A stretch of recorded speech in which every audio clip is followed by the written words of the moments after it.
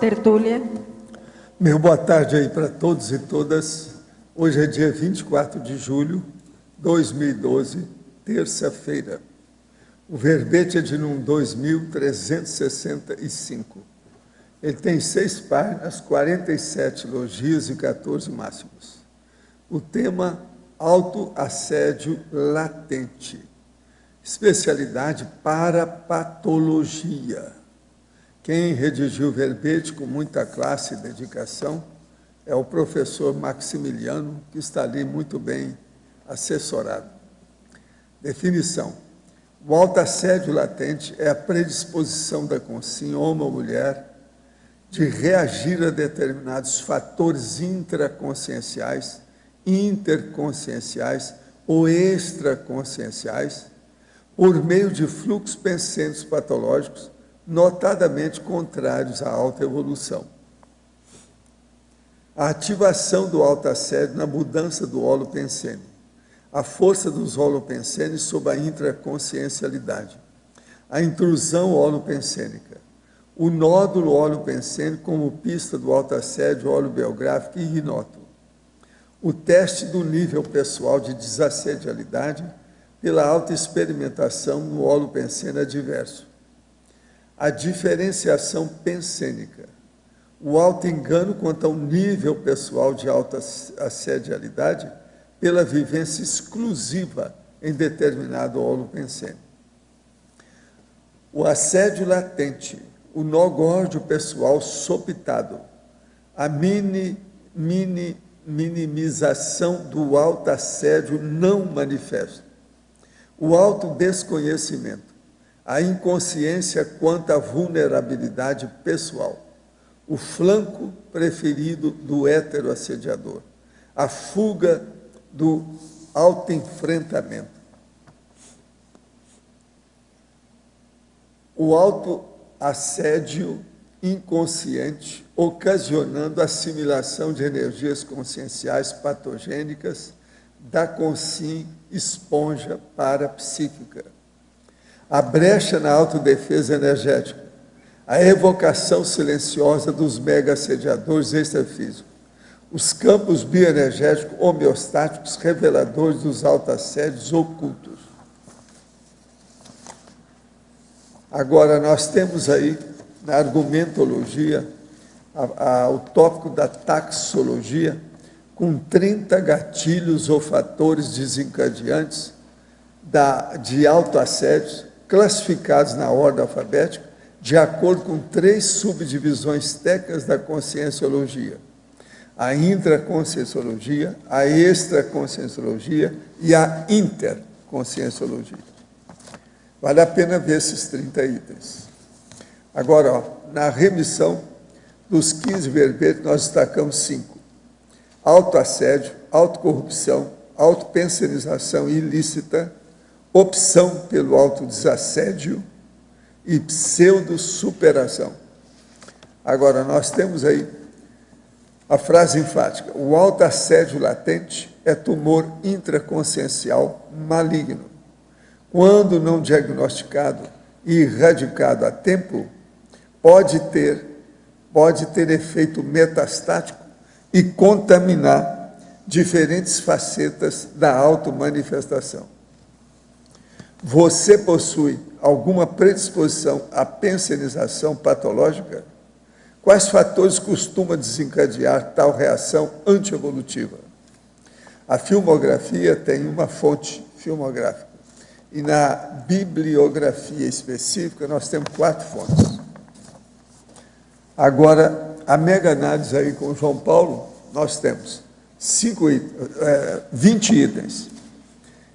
Intraconsciencialidade, intencionalidade, criptopensenidade, autoassedialidade, amoralidade, autotrafar, esquiva, patopensenização, autocorrupção, hibernação, emocionalismo, autoperdoamento, autoacobertamento, autoconflito e autocrítica, parapatologia, autoenganologia, autopesquisologia, autodiscernimentologia, e autoconsciencioterapia. Agora, aqui nós temos o verbete do dicionário, hoje é abertismologia. O argumento é reflexivológico.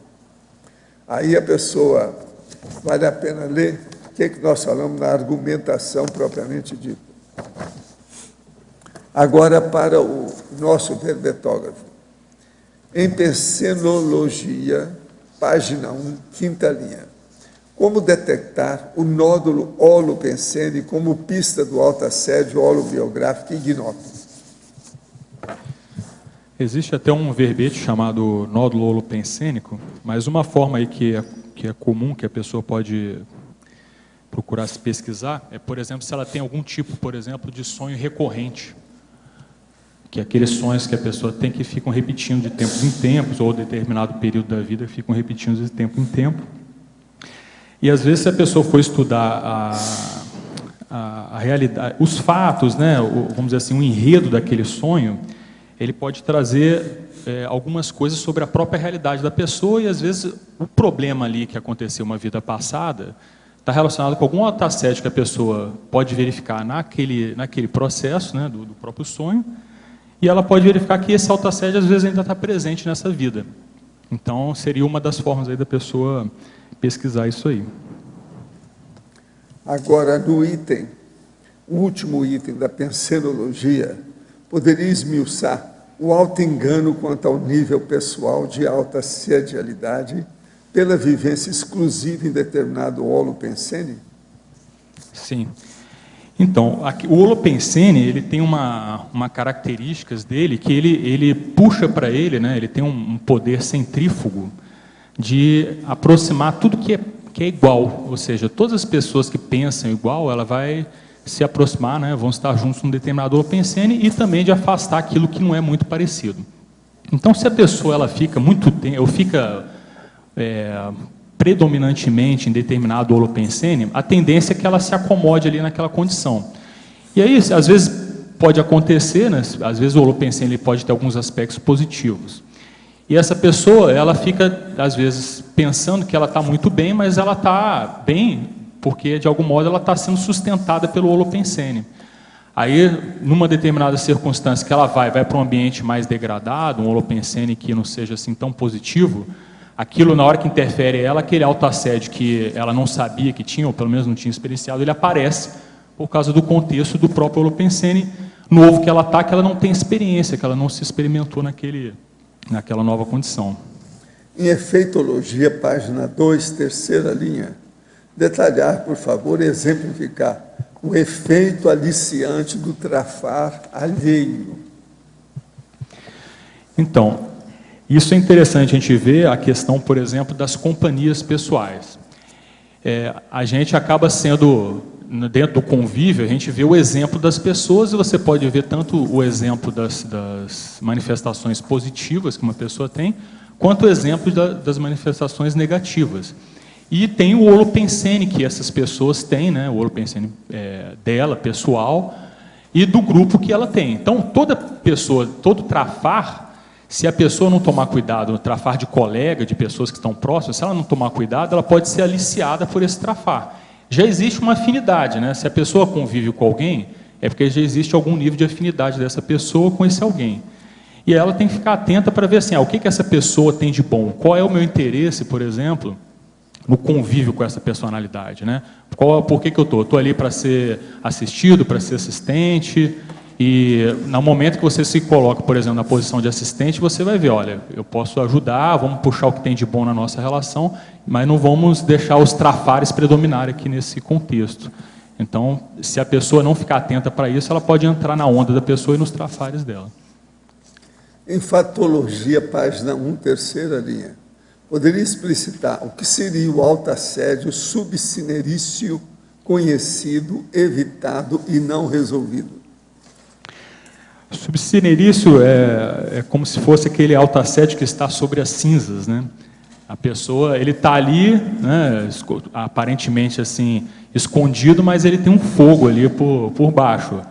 Então, às vezes acontece da pessoa ela ter aqueles autoassédios que ela, em uma determinada situação, ela viu que ela teve uma pensenização patológica, por exemplo, pensou mal de alguém, e aí só que ela sabe que ela tem aquilo. Então, às vezes ela vai se colocar, às vezes por mecanismo, às vezes assim mecanismo de esquiva, né, de evitação. Então ela evita às vezes o contato, às vezes com aquela pessoa, para não poder ela ter aquele pensamento negativo. Mas o fato de ter evitado às vezes o contato não quer dizer que ela resolveu o problema.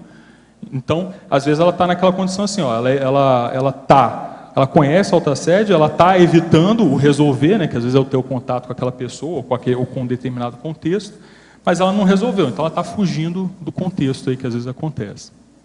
Em Fatologia, página 1, quarta linha, poderia explicar o autoassédio pseudo-latente?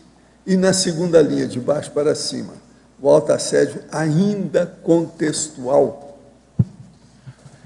O autoassédio pseudo-latente é porque a pessoa ela acha que aquilo ali não está aparecendo muito, né? Um determinado traço pessoal que não está aparecendo, mas às vezes isso é só uma falta de autopercepção, porque muitas vezes as pessoas que estão no convívio com ela, elas percebem que aquela pensenização patológica que resulta num trafar, ela aparece, mas a pessoa não está vendo. Então, para ela, aquilo está, vamos dizer assim, eu estou em remissão com um determinado traço, ele não está aparecendo mais, mas na verdade é uma falta de autopercepção. E essa condição do autodesassédio que eu chamei assim de ainda contextual, tem a ver com aquela pergunta que foi feita da questão do holopensene, né? Da pessoa estar num determinado holopensene e ficar mais fixo nele. Então, o que acontece? Às vezes a pessoa ela pode, por exemplo, ela vem aqui, por exemplo, no CAEC. Aí o CAEC é um ambiente assim, onde o holopensene aqui é muito positivo, né? Ele puxa para cima, a pensenidade da maioria das pessoas aqui tem uma tendência bem mais sadia do que negativa e tudo. Então, um ambiente que nem esse faz a pessoa se sentir bem. Ela se sente bem de estar aqui e, às vezes, muitas vezes ela vê, poxa, eu não estou tendo assédio de um contexto desse, estou me sentindo bem, está tudo bom. Só que isso pode ser assim uma espécie até de armadilha para a pessoa. Porque assim, dentro desse contexto, vamos dizer assim, a pessoa tem uma vida onde ela só está envolvida dentro daqui do contexto, para ela está muito bom, ela está conseguindo sair bem naquilo. Mas no momento que ela sai, de repente passar um período por alguma necessidade pessoal da vida, por exemplo, numa cidade grande, onde o holopensene em geral já é bem mais patológico, né? E aí ela fica ali, aí naquele ambiente ela vai ter que andar de metrô, interagir com uma pessoa, interagir com outra, de algum modo ver toda aquela patologia que tem, né, nesses locais que são praticamente baratrosfera, né, aberta, intrafísicas, né. No momento que a pessoa está nesse contexto, ela de algum modo cai, né? Ela tem uma recaída numa situação que aqui não tinha aparecido. Então, ou seja, dentro daquele contexto mais sadio, ela consegue manter o equilíbrio. Quando ela vai para um ambiente mais patológico, ela já não consegue manter no mesmo nível que ela estava antes, entendeu? Por isso que, assim, é uma condição de autodesassédio eventual contextual, que a pessoa tem que avaliar como é que ela funciona nesse contexto. Pareceu um paradoxal a existência de um campo energético homeostático com autoassédio oculto, item citado em Parafatologia, página 2, quarta linha. Poderia explicar? O que acontece é o seguinte, por exemplo, eu não sei se a pessoa que perguntou, ela já participou, por exemplo, do ECP2, dos cursos ECP2. Então, é interessante você ver lá, relato de algumas pessoas, que a pessoa está lá, naquele campo, e daqui a pouco ela relata que ela começou a ter uma série de pensamentos patológicos ali, naquele campo, e ela acha aquilo, até certo ponto, paradoxal. Poxa, mas o campo aqui é sadio, como é que eu estou tendo pensamento patológico, tudo? Às vezes aquilo gera um conflito para ela. Isso pode ter várias causas, obviamente, mas uma das coisas que eu observei que acontece é que, assim, o campo energético, ele de algum modo, ele mostra a realidade pessoal. Ele mostra para a pessoa quem ela de fato é e mostra a qualidade dos próprios pensenes que a pessoa está tendo. É que nem, por exemplo, um relato até do Projeções da Consciência que o professor Valdo coloca lá, quando ele se aproximou da psicosfera de uma serenona. Aquela choque de realidade, da condição toda lá, por causa do campo, né, do campo homeostático da serenona. Dentro no nível lá, a questão de um curso ECP2, até na própria ambiente aqui da tertúlia você vê isso, né? Aqui você tem um campo já fixado, que você vem aqui, você sente a energia, aquilo dá para você perceber mais a sua intraconsciencialidade e seus próprios pensênios. Então, eu vejo que esse campo, ele realmente ele tem esse fator. E isso, eu acho que é muito positivo, e tem que ser usado justamente para a pessoa ver, olha, isso aqui é uma coisa que está aparecendo ainda, não está bem, eu tenho que desenvolver, tenho que trabalhar e tudo. Então, é positivo, né, acontecer dessa forma. Qual a técnica de identificação do autoassédio latente mais eficiente nos experimentos do autor? Qual foi o autoassédio mais difícil de ser identificado? Poderia comentar a sua experiência? Não, dentro da minha experiência, uma das coisas que ajuda na questão do autoassédio, de identificação de autoassédio, é justamente a mudança de holopensene. Então, por exemplo, assim, você viajar, às vezes, para determinados locais, às vezes viajar até para o exterior, por exemplo.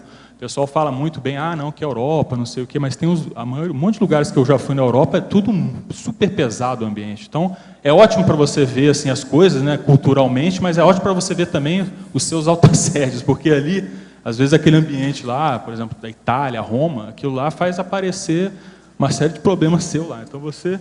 Né? Se você vai num ambiente desse, é uma forma de você se testar, se ver como é que está acontecendo. Então, eu vejo assim, uma das técnicas de identificação desse autoassédio latente é você se experimentar em diversos holopensenes diferentes. Agora, o que a pessoa perguntou em relação assim, do que eu vejo de autoassédio mais difícil, eu acho que o negócio de você fazer autopesquisa é uma coisa assim, sempre você vai descobrindo uma coisa nova, e enquanto você começa a ver aquilo é difícil de você superar, né? Então, eu vejo assim que é sempre, eu não diria que tem um mais difícil, eu acho que tem aquele momento que você está pesquisando, aquilo é o mais sério, mais importante, é aquilo que você está conseguindo ver num determinado contexto, né? E eu vejo que segue nesse caminho, assim. Professor Valdo, estou achando incrível como cada tertúlia parece ser direcionada à minha pessoa. É comum esta familiaridade? Ô chefe, o processo todo é o seguinte: tertúlia, palestra, curso, quando vem a pessoa e se descobre intermissivista, tudo fica familiar. Isso mostra que você está com uma responsabilidade enorme. Você é intermissivista, está na cara, né? Não precisa de perguntar. Se o negócio, a carapuça está indo até nos pés, é porque a pessoa está precisando. De modo que, com um certo corpo, tá? Qualquer coisa você aparece por aqui, que você vai ver o que é banho de loja. Aqui você vai receber um guarda-roupa cheio de carapuça, né? Álver Betoga, poderia comentar em Parafatologia, página 2, terceira linha, a brecha na autodefesa energética. E, na sequência, a evocação silenciosa dos mega-assediadores extrafísicos. O autoassédio, ele é a brecha que qualquer pessoa pode ter, né, na autodefesa energética. Por quê? O autoassédio, ele é uma pensinização patológica que a pessoa pode vir a ter, que pode ter, né, ou uma predisposição, na verdade, a uma pensinização patológica. Então, no momento que a pessoa entra num determinado fluxo de pensinização, o pensene ele tem uma condição de afinização com o que é próximo, que é parecido. Então, se a pessoa tem um pensene sadio, positivo, ela vai afinizar com as consciências que têm aquele padrão de pensamento. Então, com amparadores, né, com assistentes, com pessoas que pensam em assistência. Então, se ela tem um pensene mais patológico, se ela tem algum pensene patológico, mesmo que seja um pensene momentâneo, né, de repente ela começou a pensar mal, apesar daquilo não ser, às vezes, da natureza, do perfil dela, ter aquele tipo de pensamento. Se ela teve aquela pensinização e aquilo começa a se perdurar, ela começa a atrair outras consciências que têm aquele padrão, que se afinizam com aquele padrão. Como é que a pessoa vai conseguir manter defesa energética nesse caso? Não adianta, nesse caso, fazer ver. Se ela não consegue cortar o fluxo patológico de pensenes, não é só as energias que vão resolver o problema. Ela tem que entrar com as duas coisas, procurar fechar o seu campo, né, trabalhar suas energias, mas ela tem que cortar o fluxo. Até uma das etapas básicas que tem, de autodefesa energética é a mudança do bloco pensênico. Então, a pessoa, se ela está num determinado bloco, ela tem que mudar, parar de pensar daquela forma e trabalhar com as energias. Então, aí ela conseguiria se defender. Se não, ela fica com a psicosfera aberta, ou seja, a partir daquela linha, daquele tipo de pensamento, é a brecha, é a cunha que a consciência, eventualmente, o consim pode ser também, ela vai entrar na psicosfera aí da pessoa e vai reforçar toda a patologia. Isso aí, na verdade, o item que segue, né, que é a evocação silenciosa dos mega-assediadores extrafísicos, ele tem a ver também com isso que eu expliquei. Então, essa pensenização patológica, esse fluxo patológico de pensenização, típico do que é o autoassédio em si, ela é nada mais do que você ligar um rádio ali e você está emitindo, né, você está sintonizando com todas as consciências que têm aquele padrão de pensamento negativo, que são os assediadores, são as consciências que têm essa abordagem, né, negativa aí. Em Parafatologia, página 2, segunda linha, poderia detalhar o autoassédio inconsciente, ocasionando a assimilação de energias conscienciais patogênicas da consim esponja parapsíquica. Qual a dica para superar esta situação, ou essa condição? Se está na condição de inconsciência, o primeiro passo é a pessoa tornar-se consciente. Então, por exemplo, é interessante a pessoa ver no caso dela, se ela vai em determinado local e aí ela sai, às vezes, assimilada, escada desses locais assim. É importante ela ver assim, por que aconteceu essa assimilação, né? Então, vai ver com que pessoas que ela tinha afinidade lá, o que aconteceu no momento, quais foram, por exemplo, o padrão de pensamento, de sentimento que a pessoa teve lá, durante o período que ela estava no determinado ambiente onde ela fez o tipo de assimilação.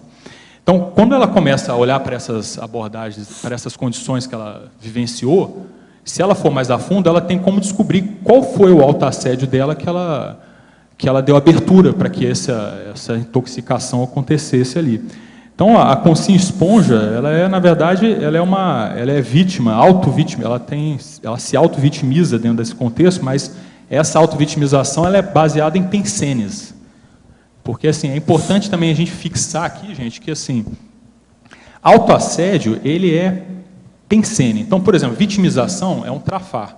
Mas o autoassédio é um pensene. O pensene que leva ao trafar da vitimização. São duas coisas assim, que você poderia até chamar de diferentes, mas assim, uma coisa é a consequência da outra. Mas o que está na base de tudo é essa pensenização patológica, algum tipo de pensene negativo, patológico, ou contra a própria pessoa, que acaba levando a essa condição. Que, Max, aqui na página 2, Teoriologia, a teoria da interprisão grupo kármica abrangendo as autopensenizações patológicas imperceptíveis. Arlindo, aqui a gente pode pensar o seguinte, olha, o fato da pessoa ela não ter consciência, por exemplo, dos seus autoassédios, mesmo aqueles latentes ou aqueles manifestos, tanto faz no caso, isso aí, ela não isenta ela de nada, muito pelo contrário, né? Ela ainda está na inconsciência lá. O que acontece é que essa condição de inconsciência, de pensenização, ela leva a pessoa para uma série de contextos da vida, de acidentes, mini-acidentes de percurso, de interações com outras consciências mais negativas. É que nem, por exemplo, você já deve ter ouvido falar assim, aquelas pessoas que falam assim, roda, roda, roda, eu acabo me relacionando com pessoas com esse tipo, que me fazem mal. Várias pessoas já relataram isso para mim.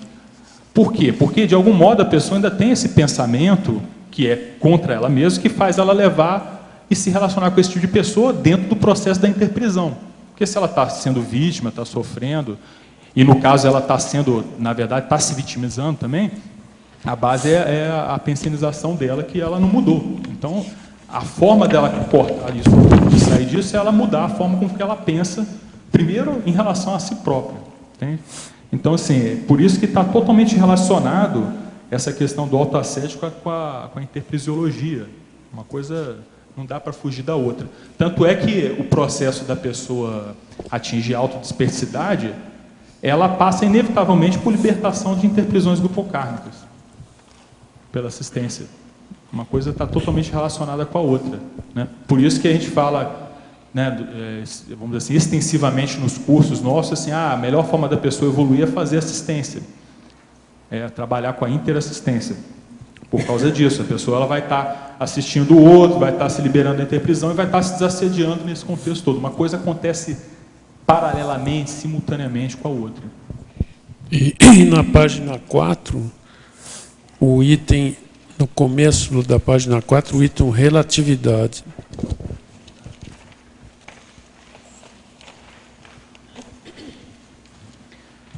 Ah, tá. O estado de latência do autoassédio é, na verdade, relativo, pois pode não ser observável, em dado momento, o comportamento e nas reações emocionais pessoais, porém sempre transparece na psicosfera da consciência. O que acontece é o seguinte, por exemplo, na questão do paradiagnóstico, né, na questão da parasemiologia, por exemplo, a pessoa ela pode observar lá a própria intencionalidade da outra pessoa sem ela estar manifestando nada. Então, você pode, a partir da leitura, né, leitura da psicosfera da pessoa, você pode ver qual é a realidade dela. E a pessoa, por isso que a gente fala assim, ó, o cartão de visita, as energias conscienciais são o cartão de visita da pessoa. Ou seja, todo esse pensamento que às vezes aparentemente está latente, na verdade ele está o tempo todo ali, ele está manifesto ali nas energias, na psicosfera da pessoa, e muito mais até, né, no próprio temperamento, na forma de se comportar, nos jeitos da pessoa, tudo isso de algum modo está manifesto ali. Então, se você tiver o parapsiquismo, a forma, você consegue ler isso.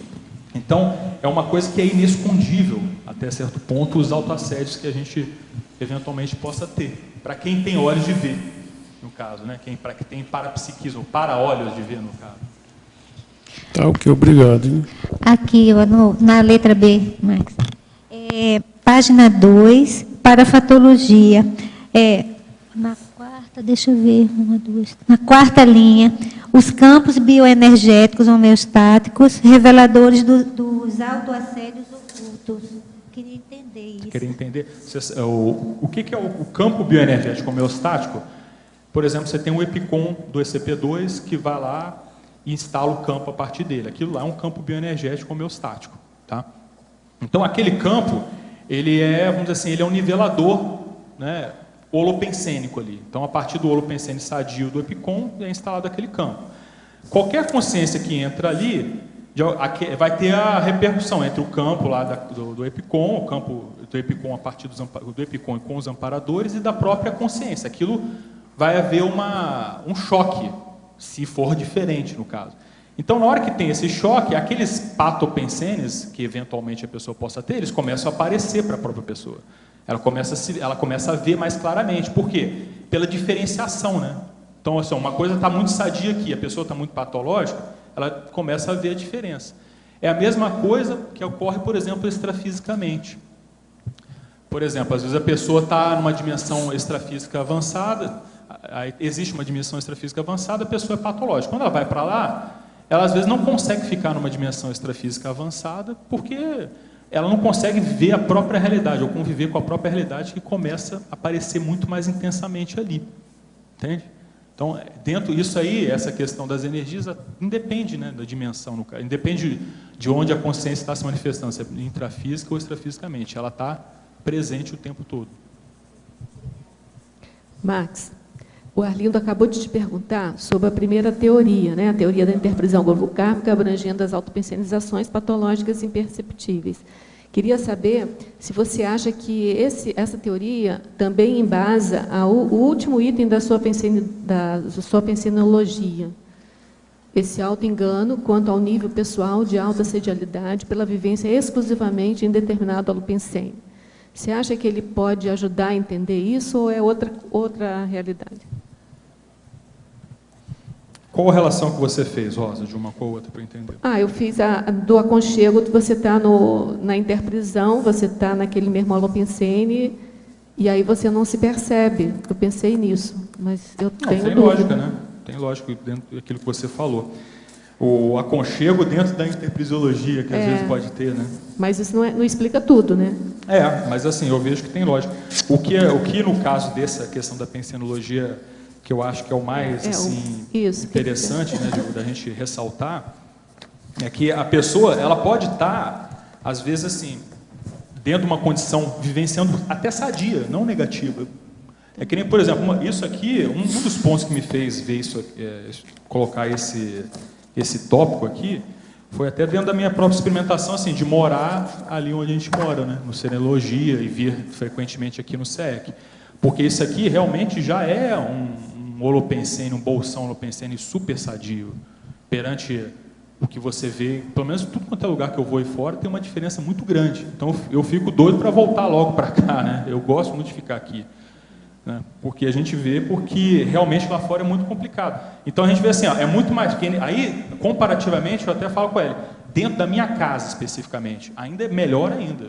Porque, poxa, dentro do meu quarto de TENEPS é melhor ainda do que dentro da minha casa. Mas porque isso... é o contexto onde você vai... Mas isso te indica que você ainda é autoassediado? Porque se você não fosse, qualquer lugar você estaria igual. Não, uma coisa é você gostar de estar em determinado local. Outra coisa é você não gostar e continuar, vamos dizer assim, com um nível de equilíbrio pessoal.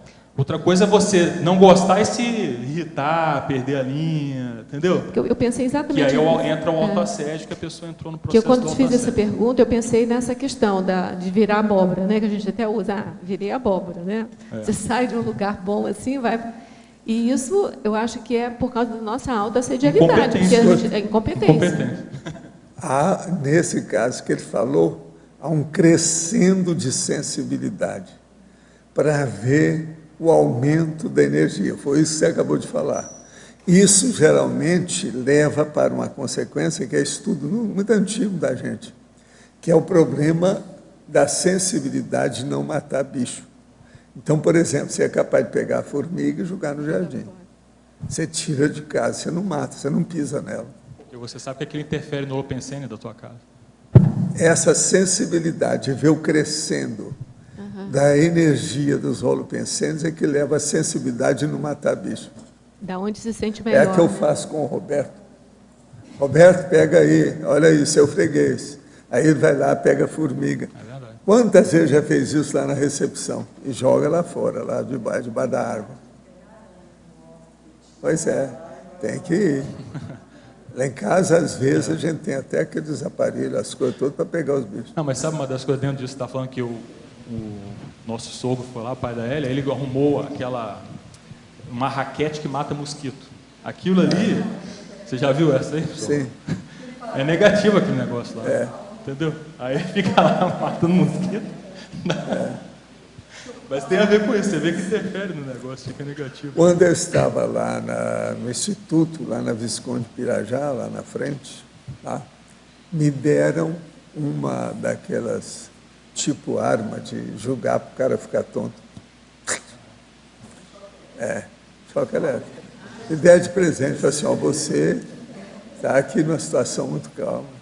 Eu sumi com o negócio. Max, aqui, ó. Em fatologia, na primeira linha, o nó górdio pessoal sopitado.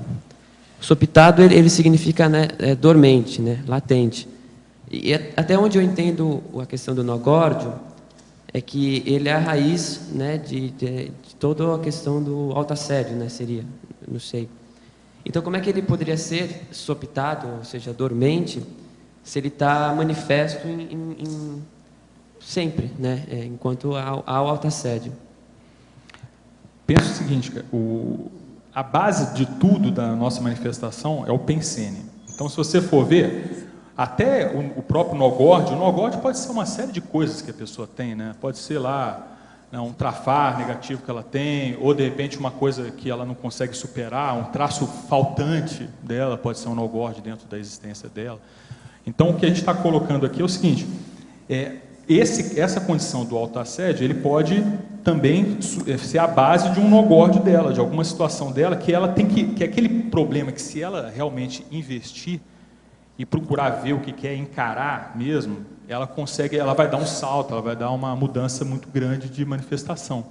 Então, da mesma forma assim que a pessoa, às vezes, ela pode não ter a consciência, né, a lucidez para alguns tipos de pensenes que ela tem, ela, às vezes, não vai nem saber que tipo de nogórdio é esse, que também está juntamente oculto e tudo, sabe? Mas é aquilo que você falou, vamos dizer assim, essa coisa oculta, ela é muito relativa, que às vezes é oculta para a pessoa, mas não é oculta externamente na manifestação, ou para quem consegue ver parapsiquicamente, entendeu? Então é isso que a gente tem que avaliar. Como é que isso funciona para a gente, né? Ele está latente para a gente, na nossa manifestação, que esse é o ponto sério. Max, aqui no B.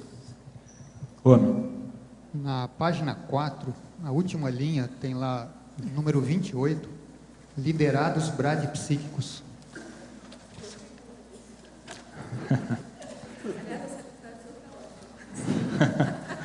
Liderados bradipsíquicos.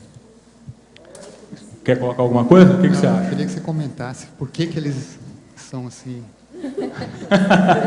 Não, isso aqui é o seguinte, por exemplo, vamos supor que a pessoa seja taquipsíquica. Aí ela tem os liderados que são bradipsíquicos. Aí ela fala assim, olha, poxa, tem que fazer isso, vamos trabalhar assim. Aí a pessoa demora horas para entender aquilo, entendeu? E a pessoa se assedia com aquilo, porque o outro demorou um tempão para poder entender o que ela estava falando. Entende? Então, tipo assim, esses pontos aqui, eles são assim, são coisas que a pessoa tem que desencadeiam o autoassédio dela. Então, o fato da pessoa perder a paciência com o liderado bradipsíquico, isso aí é um autoassédio que a pessoa tem. Mostrou um autoassédio dela. Foi um fator, na verdade, interconsciencial, né, das relações, que mostrou que ela tem algum nível de autoassédio. Aí ela vai ver, se você for estudar, você vai ver que tem um monte de coisa. Aí tem intolerância, aí você vai ver os pensenes que ela teve em relação ao próprio liderado, aquela coisa toda. Mas assim, o que eu quis chamar a atenção é, a pessoa pode se autoassediar por causa dentro da liderança pessoal dela. Ou até mesmo o oposto, né? Porque às vezes o próprio líder pode ser bradipsíquico e o liderado ser taquipsíquico. Talvez seja até mais complicado, né, dentro do contexto. Mas o que você viu aí dentro disso? Não, eu queria entender se quem causava o autoassédio era o liderado ou se era o bradipsíquico. Quer dizer, se era o bradipsíquico ou se era o líder. Tá, no caso, tudo pode acontecer. No caso, os dois. O autoassédio é sempre da pessoa. Mas às vezes o liderado também está autoassediado, e o líder também está. Mas você tem que olhar para você, né? Você fala assim, poxa, nas minhas relações, eu tenho que ver o seguinte, eu não posso esperar que o outro haja de uma determinada maneira. Você vai lá, você tem que procurar ver assim, ó, a pessoa vai, eu vou falar isso, até que eu gostaria que a reação fosse nesse ritmo, mas se não for, tudo bem, paciência, né? Literalmente paciência. Aqui na página 2, aqui na segunda linha da efeitologia, não sei se já foi perguntado, os efeitos imediatos do autoacobertamento. Deixa eu ver aqui. Os efeitos imediatos do autoacobertamento. Você poderia citar alguns desses efeitos? Olha só, o que eu vejo aqui é que o que é o autoacobertamento, né? A pessoa, de algum modo, ela querer disfarçar, né? De algum modo, disfarçar uma manifestação dela para o outro ou para ela mesma. Então, esse seria um autoacobertamento. E, às vezes, não só disfarçar, às vezes ela não quer admitir aquela própria relação, aquela própria manifestação dela. Isso aí, de uma hora, isso estoura. Não adianta a pessoa tentar esconder as coisas. Uma hora, aquela condição dela vai aparecer. Então, sempre aquilo vai dar na cabeça dela na frente. Quer queira, quer não, entendeu? E o problema é o seguinte, quanto mais ela protelar, ela tentar empurrar com a barriga, ela mais se esquivar de ver uma situação dessa, pior vai ser lá na frente, porque acontece o que eu coloquei lá na frase enfática, né? Uma pensenização, ela pode ser, você pode ter uma pequena pensenização patológica, aquilo te gerar um probleminha, um problema na hora, uma outra série, mas se aquilo vai perdurando, aquilo é uma bola de neve, né? Aquilo vai aumentando. Os assédios vão aumentando, assediadores vão aumentando. Tanto é que existe o processo do crescendo, por exemplo, de possessões, né?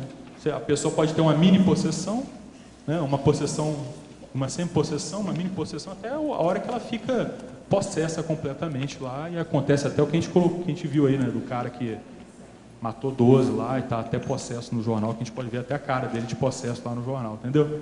Então tudo isso aí, de algum modo, tem autoacobertamento aí na história.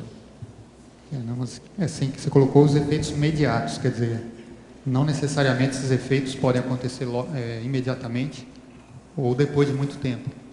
Eu vejo assim, existem os efeitos imediatos e existem os efeitos imediatos. Né? Sempre vai existir. Porque, por exemplo, a pessoa, ela não, se ela tem o pensene, ele não tem tempo, espaço, nem nada. Né? A pessoa teve uma pensenização, aquilo na hora, aquilo já faz toda o amalgamento das coisas, as correlações, as evocações, aquilo tudo é instantâneo, imediato. Né? Mas só que aquilo pode se reforçar com o tempo, né? Ou não, né? Ou, por exemplo, vamos supor que a pessoa tinha uma manifestação mais patológica e ela identificou aquilo, tem os efeitos, que ainda está com ela, mas à medida que ela vai limpando, aquilo vai baixando a poeira, baixando até que ela se liberta daquela condição. Né? Que aí já no caso da cura, né? Eu falo para o senhor. Uma coisa é a pessoa coçar assim, pode ser um piolho que está aqui no cabelo. Uma outra coisa é aquela pessoa que vai assim, o piolho está lá dentro. Chama-se autoculpa. Autoculpa. Essa então é o piolho interno. Piolho externo é coisa tua. Alverbetógrafo. Vamos exemplificar os seguintes itens da fatologia. Favor exemplificar. Página 1. Primeira linha, o autoassédio latente. Fala aí que depois eu falo o resto. Autoassédio latente. O autoassédio latente, vamos supor assim, a pessoa, ela, por exemplo, ela não gostava da Rosinha. E aí depois ela parou de conviver com a Rosinha, ela não pensa mais naquilo, ela acha assim, não tem mais esse problema com a Rosinha. Aí amanhã ela encontra com a Rosinha e fica lá com uma raiva danada da Rosinha. Esse é um exemplo de autoassédio latente, que estava lá aparentemente latente e estava esquecido ali. Isso não tem nada a ver com o hereditário, não, né? E não sou eu a pessoa, tá? Que eu gosto das duas Rosinhas aqui. Agora, quarta linha, o gatilho do autoassédio. Você já falou na maioria disso aí, mas vamos falar de novo, tá? Paciência. O gatilho, esses 30 itens que tá na taxologia, que estão na taxologia ali, eles são 30 possíveis gatilhos de autoassédio. Então a gente dividiu lá em 3 tipos, né? São aqueles gatilhos que são dentro da própria consciência. Então, por exemplo, a pessoa pode ter uma lembrança qualquer dentro de um contexto dessa vida, da infância, e aquilo desencadear um autoassédio, sem ter nenhum fator externo maior interferente ali. Por exemplo, dentro da extraconscienciologia, a questão do dinheiro, por exemplo. A pessoa estava muito bem, aí de repente faltou dinheiro, aí desencadeia o autoassédio dela, porque faltou dinheiro. Aí tem segurança, uma série de outras coisas. E aqui a gente colocou também o exemplo das inter-relações. Então, por exemplo, a pessoa pode estar em casa escrevendo, aí daqui a pouco ouve um cachorro latir. Aí fica lá assediada com o cachorro. Entendeu? Pode acontecer isso. Fatologia, penúltima linha. O limite da autodesassedialidade. O limite da autodesassedialidade. Vamos ver aqui. A penúltima, né? O limite da autodesassedialidade, ele também tem correlação com esse ponto da pessoa se ver assim, até onde que eu consigo me manter equilibrado sem ter assédio? Até onde que eu aguento? Então, por exemplo, às vezes a pessoa está lá numa situação, por exemplo, ela viaja, por exemplo, para o exterior, aí ela está andando na rua, por exemplo. Aí daqui a pouco a mala dela estoura a rodinha. Aí estoura a rodinha, ela está aguentando firme. Aí daqui a pouco a duplice dele começa a reclamar. Aí está aguentando firme. Aí daqui a pouco vem um cara que começa a pedir dinheiro dele. Aí começa a acontecer vários fatores, no quarto ele não aguenta, ele estoura e fica irritado. Isso aí é o limite da autodesassedialidade, ou seja, não aguentou, foi até certo ponto, os 3 fatores iniciais ele aguentou, segurou firme, a partir dali não aguentou mais. Então tem um limite. Então a pessoa tem que ver, por exemplo, dentro da questão esse é um ponto da vida humana, mas você pode ver assim, dentro da própria assistência que a pessoa faz. Ela tem lá um limite onde ela consegue trabalhar junto com a assistência. Então ela pode aguentar, vamos dizer assim, fazer o desassédio lá de consciex, por exemplo, que são consceneres, né? Consciex energia. Ela aguenta. Aí vamos pegar uma pessoa que está num assédio mais lúcido. Ela pode aguentar, mas será que ela aguenta trabalhar com desassédio de mega assediador, por exemplo? Já é um outro nível também de limite que a pessoa vai aguentar dentro do trabalho da desassedialidade dela. Professor, no caso de uma projeção de consciência contínua, pode a consciência estar projetada com lucidez e seu cérebro intrafísico está sonhando? Caso negativo, pode-se assumir que um projetor de consciência contínua não sonharia na noite da PCC? Exatamente esse segundo caso. É impossível. O que você está querendo aí é ter duas consciências num só. Isso não tem, não. Projeção de consciência contínua, a pessoa fica lúcida em qualquer manifestação dela o tempo todo. Não há influência onírica no caso. Vamos entender bem isso. Em fatologia, viu, Max? Página 1, quarta linha, de baixo para cima. Favor aprofundar o transbordamento da própria realidade no surto de autoassédio. E na linha seguinte, a percepção tardia do autoassédio.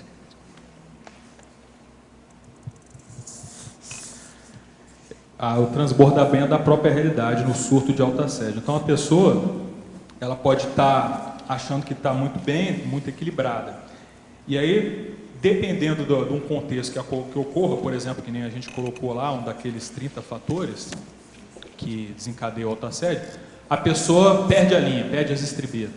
Então, por exemplo, aquele caso lá que o professor Waldo às vezes comenta lá da pessoa que deixou cair o cafezinho em cima dela, soltou, né, do determinado senhor lá. Subiu pelas paredes. Subiu pelas paredes, Perdeu a tramontina em cima da pessoa. Então você vê, foi um surto de autoassédio que a pessoa teve e mostrou totalmente a realidade daquela personalidade ali que foi. Agora, eu já vi um caso que o negócio piorou, mas esse geralmente eu não falo. Esse é um caso desse. O cara, a hora que caiu nele, ele ficou danado da vida, fez assim, tipo regente, tipo ordinário. O negócio caiu mais, caiu na calça dele, caiu todo lado. Esse foi pior. Regente. Ficou danado. Porque tem gente que não tem gente que é assim? Fica. Agora, ele não, ele é vibrante na questão do histrionismo para mostrar a realidade. Agora, ele lá não. Então, mas seguindo aqui o que a pessoa perguntou, a percepção tardia do autoassédio. Nesse caso aqui, até certo ponto é positivo, pelo menos ela percebeu, depois que aconteceu o fato, ela foi perceber, entrei no autoassédio. Tem gente que entra e nem percebe, que é pior, né? Que é o caso. Agora aqui, professor, há alguns anos conheci um amparador negro com vestes indianas. Sua força presencial era impactante. Foi a primeira consciência que conheci. Tive uma retrocognição onde ele me levava após a dessoma ao curso intermissivo. Anos após, esse amparador auxiliou-me na decisão pelo início da TENEPS. Ainda que ele não seja um amparador de função interassistencial, percebo sua presença acompanhando meu desenvolvimento. Ainda que não seja um amparador de função. O que é que você está querendo um serenão? O Max vai arranjar para você um serenão. Quem pode ser esse amparador? Qual pode ser sua função nesse meu presente evolutivo? É lógico que ele é um amparador. Só de você saber, e com tanto detalhe sobre os casos dele, olha, não admite. Isso aqui hein? Ele quer um serenão. O cara tem que materializar e falar, eu sou quer um serenão, não quer outro.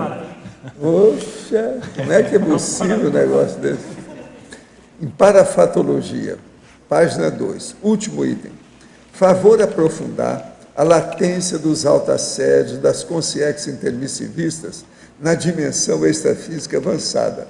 A latência dos autoassédios intermissivistas ocorre em detrimento da terapia dos mesmos? O curso intermissivo não deveria diminuir os autoassédios?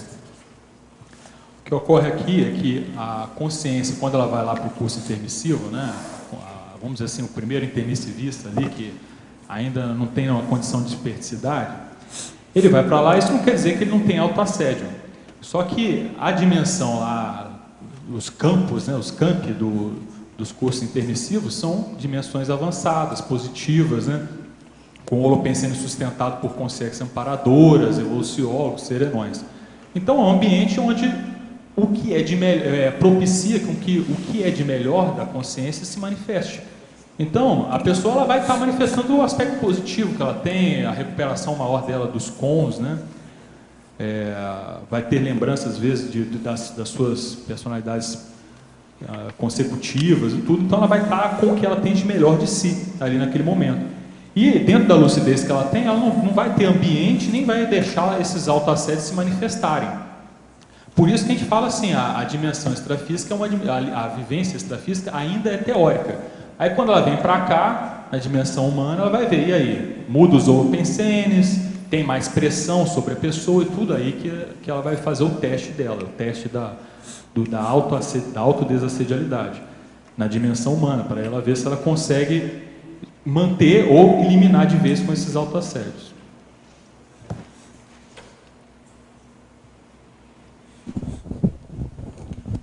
Max, é a Rosa aqui no B? Ah, não, Rosinha não, agora já sou Rosa. Estou crescendo, gente. É um crescendo. O professor não falou que vai paulatinamente? Bom, o mesmo item que a Rosa perguntou e o Arlindo, na teoriologia. Eu fiquei pensando nessa teoria em relação à autovitimização, né? É que o professor vem falando que a responsabilidade é tanto do algoz quanto da vítima. Sim. A corrupção, do autoassédio, de tudo, de ambas as partes. Queria que você falasse um pouquinho sobre isso. Você já percebeu alguma coisa nesse sentido? Rosa, o que acontece é que a pessoa que ela tem autovitimização, aquilo ali é uma pensinização contra ela mesma. E às vezes é um monoideísmo patológico que a pessoa tem contra ela mesma. Se ela está agindo contra ela mesma, imagina os outros, né? Se ela é a primeira que vai e levanta o bastão para ir contra ela mesma, os outros vêm junto e na verdade, quando ela está fazendo isso, ela está atraindo o povo e está abrindo a frente para esse povo todo. Então, se a pessoa está fazendo isso, ela ainda tem autoculpa, ela ainda está totalmente enrolada no processo da interprisão grupo-kármica. Então, eu vejo assim, a primeira coisa que a pessoa deve buscar é ela não pensar mal de si mesma. E, obviamente, não pensar mal de ninguém, né, de outras consciências, mas a primeira coisa é não pensar mal de si mesmo. Entende? Para ela poder ter um nível de estabilidade mínima, né, pessoal, para ela poder começar a abrir o caminho dela dentro das coisas Então, aí existe uma força motora, uma matriz, né, que tem que haver uma desmatrização, ou seja, quebrar essa força, né, ectópica, né, distorcida, e para que ela possa sair desse autoassédio. Mas sabe uma coisa que vale a pena a pessoa ver também, Rosa? É assim, o que a pessoa ganha com isso? Normalmente, quando a pessoa tem esse processo da autovitimização, ela está tendo ganhos secundários ali, entende? Então, muitas vezes a pessoa ela se autovitimiza para poder manipular os outros, para poder conseguir o que ela quer, né? Para poder, sabe, passar uma imagem de boa moça, de pessoa certinha. Então, tem uma série de ganhos que são ganhos secundários, que aquilo, de algum modo, dá uma satisfação, a pessoa se sente bem com aquilo naquele contexto, só que, dentro até do que a gente colocou, aquilo acaba gerando um problemão para a pessoa, né? No momento que ela começa a pensar assim, porque os pensenes, eles são aquilo que você falou, eles são a força motriz de tudo. Entende? Então, por exemplo, na verdade é uma troca que a pessoa faz, né? Ela se autovitimiza para conseguir alguma coisa. Mas é uma troca super negativa que ela faz, que ela que é a maior perdedora nessa troca, e ela acha que ela está ganhando. O problema é que às vezes ela tem aquelas satisfações momentâneas, né? Que ela consegue. E essa condição também da autovitimização também é interessante, porque é interessante estudar, porque às vezes a pessoa também ela está querendo jogar a responsabilidade das coisas para os outros, né? Na hora que ela se vitimiza, ela deixa que o outro cuide, o outro que faz. Então é importante a pessoa ela assumir para ela, vamos dizer assim, as rédeas, né, da sua evolução, as rédeas da assistência que ela tem que fazer, o desassédio, entende? É uma postura firme, né, de liderança evolutiva, eu acho. Até a gente olhando por todos esses, fazendo um retrospecto da história, isso tudo que o professor vem falando, a questão também do judaísmo, dos nazistas, em tudo isso na história tem esse processo, né? Da autovitimização. Só existe um algoz, um assediador ou um mega assediador se houver uma vítima receptiva, né? Então, isso é interessante, a gente... E os dois estão presos, né? Curiosamente, um está preso com o outro, né? A vítima com o algoz. É isso aí. Obrigada, viu? Laurentino, você não vai falar nada? Eu estou vendo assim os pensamentos aí, tudo assim, ó. Sim, Max. Na página 2, a teoriologia, o último item. A teoria do descarte do imprestável. A teoria, essa é até uma teoria que tem alguns outros verbetes também, que é a condição da pessoa, se ela identificou que algo não presta, não tem que manter aquilo. Então, é importante ela verificar que certos pensenes que se tem, não vale a pena ter. Porque é importante a gente ver o seguinte, quem comanda o nosso pensamento, quem define o que a gente pensa, por incrível que pareça, é a própria pessoa. Não é ninguém externo, né? Você pode até ser pensado pelos outros se você permitir, ou se você estiver desatento. Mas assim, você tem o poder de definir o tempo todo, full time, o que você pensa. E você pode escolher a qualidade daquilo que você pensa também, né? Então, é importante você estar o tempo todo verificando o que eu estou pensando, qual é a qualidade. Presta a qualidade dos meus pensamentos? E aí vale também assim, por exemplo, as coisas que eu vejo na TV, os que eu ouço das pessoas que estão à minha volta, presta? Tudo isso acaba repercutindo, né? Porque se você está ouvindo coisas, seja de quais fontes forem, né, com uma qualidade que não é positiva, eu acho que você tem que cortar aquilo ali. É que nem eu e a gente foi ver esses dias aí, fomos ver um filme, o filme estava ruim, a gente falou, vamos embora, vamos. Não tem que ficar ali, eu não sou obrigado a ficar ali, não tem? O que não presta, não presta. A gente foi lá com o intuito não estava de acordo com o que a gente queria, a gente resolveu sair e foi embora. Saímos no meio do filme lá. E o filme estava bem chato, e todo mundo lá olhando para a gente, pô, o que esse pessoal está saindo? Não tem que descartar mas tem coisa melhor. Eu, às vezes, compro vários filmes para ver quando eu posso. Às vezes, eu já comprei até de uma vez só, 62 de uma vez. Agora, eu vou olhar na hora que vou ver, às vezes eu vejo 3 filmes sem ter visto nenhum. Eu começo a ver e vejo o nível, o jeito que é, já sei o que é, vou lá na frente e vejo o que é que dá. Não vou perder tempo com isso. 3, uma noite só, eu ganhei de você. Com certeza. Isso é que a gente tem que fazer, não tem saída. Não, e quanto mais a gente vai vendo isso, mais você vê que realmente é difícil arrumar coisa que presta para ver, né? Eu lá em casa, atualmente, eu estou com 22 para ver. Mas, por exemplo, se eu estiver trabalhando um determinado tema, que às vezes bate com o filme, aí eu vou ver. Porque a maioria dos filmes é muita bobagem, é muito filme C, D, F, Z. Entendeu? Não dá, né? É de morte. Aquela sensação é um monte de filme que tem o revólver na sua frente. Isso aí não vai, né? Tudo assim. Pois é.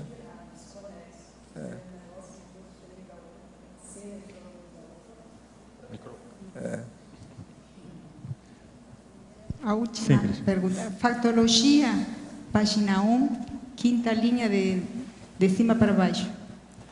A irritação sinalizadora do autoassédio. O que você acha? Você acha que é sinalizadora do autoassédio?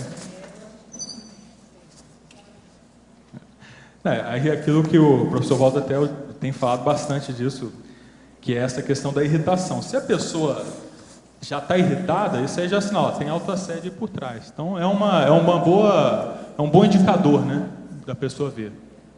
É um bom termômetro para a pessoa ver os autoassédios dela. E teve irritação, tem autoassédio. Então, tem autoassédio, logo vem o heterassédio. Então, ou seja, começa a contagem de novo da dispersidade ali. Entendeu? Zerou o cronômetro. Professor, meus pais casaram-se em 1958 e o primeiro filho só veio a nascer 4 anos depois.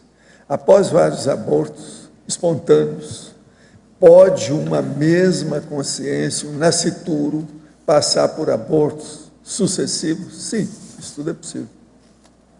Tudo é possível. Professor, tem 16 anos e há algum tempo comecei a fazer experiência com a projeção lúcida, mas um amigo que é espírita me repreendeu, dizendo que era perigoso, que eu estava muito novo para isso. A minha idade pode me prejudicar na projeção lúcida? Devo continuar com minhas experiências? Você deve e manda seu amigo para o vizinho, entende? E é bom você entrar na Sinvex para você ver o que é. A Sinvex é a melhor coisa que você faz.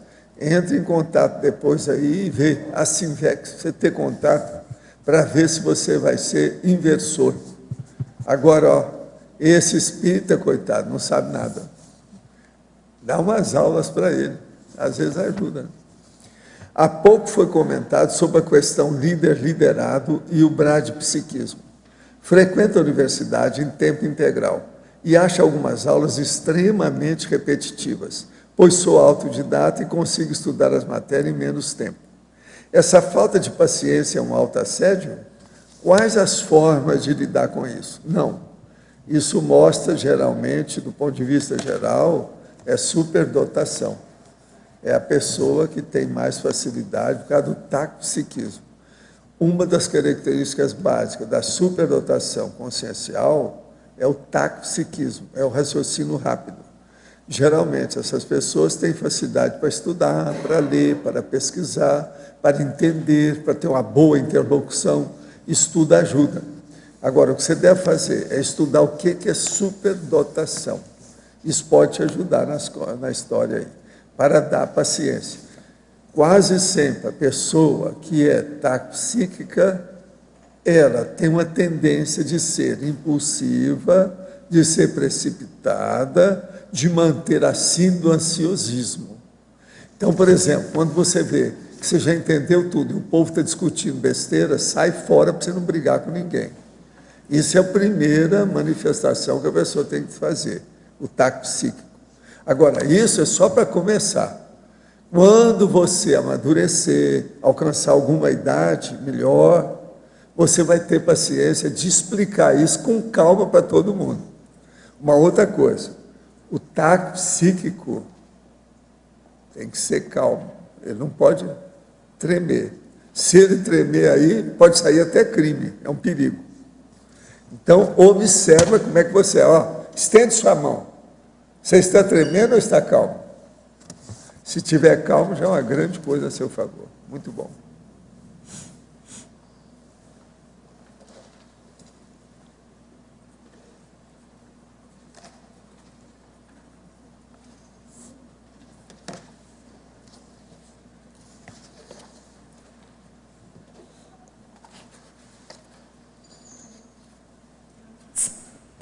Alô, oi. Max, por favor, aqui na página 2, na enumerologia, ali na terceira linha, você fala o autoassédio latente pseudo-superado. Então, você poderia explicar assim, como saber se ele foi mesmo superado ou se está sendo pseudo-superado? É porque, assim, às vezes, a pessoa passa por determinados contextos que... Dentro da vida humana, você pode passar por determinadas situações onde você fica, vamos dizer assim, emocionalmente muito abalado, por exemplo. E aí, depois aquilo passa. Eu vejo isso acontecer, sabe como? A questão, às vezes, financeira. Às vezes a pessoa está lá, uma questão com problema financeiro, tudo, e aquilo abala, às vezes abala a relação de marido, mulher, abala uma série de coisas, de família e tudo.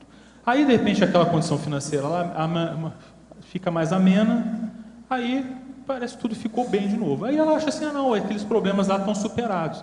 Aí vem uma nova situação, às vezes a financeira também, e aí volta tudo, os problemas tudo de novo. Então, o que aconteceu? Na verdade, os fatores externos é que mudaram, mas a pessoa em si, ela ainda continua reagindo. Né? Porque eu vejo que essa questão, por exemplo, às vezes financeira, isso mexe muito com a segurança da pessoa, né? E aí ela fica insegura, negócio de trabalho, de emprego, de dinheiro, como é que vai fazer. Então, tudo aquilo mexe com aqueles pensenes lá que a pessoa tem. E aí, quando muda a situação, ela acalma, ela fica calma de novo. Então, na verdade, aparentemente, parece que ela superou o problema. Mas, na verdade, é algo externo. Porque as experiências da vida humana, elas acontecem, né, de modo cíclico, às vezes, né, dentro da espiral evolutiva. Mas é importante que a gente veja assim, qual foi vamos dizer assim, o real proveito que a gente teve daquela experiência que a gente passou. Porque às vezes você passou, a experiência passou, aquilo baixou a poeira, mas de fato, a pessoa não conseguiu realmente superar 100% daquele problema. Às vezes superou um pouco, né? Aí na próxima vez aquilo vem mais amena a situação, já não é tão complicado, porque já teve experiência também, tudo. Mas se às vezes ela ainda sofre com aquilo. Se teve sofrimento, se teve conflito, se teve sofrimento, mostra que ainda tem problema ali, ainda tem autoassédio na história. E o que você pensa, assim, para passar para nós, para superar mesmo, para ver a autossuperação? Olha, eu vejo sim. A pessoa é interessante ela ver como é que ela funciona, né? Mas eu acho que a primeira coisa é a pessoa ela se conhecer bastante. A gente tem, na verdade, aqui, tudo que a gente faz aqui dentro da Conscienciologia, eu acho que é para isso, até certo ponto, dentro do nosso nível, né? É para a gente começar a conhecer todas as suas vertentes de manifestação, as suas, vamos dizer assim, os seus pontos fortes, né, onde você vai sustentar todas as suas mudanças, suas reciclagens, e também ver as suas vulnerabilidades. E eu acho que também é muito importante que você assuma isso para você, sabe, claramente. Uma das coisas que a gente está fazendo aí, que a gente está montando, é um curso que vai sair aí, que é aquele curso que teve no ECP2, que o pessoal falou, que os emissários lá do Evoluciólogo falou, que é o curso que vai ser da desperticidade.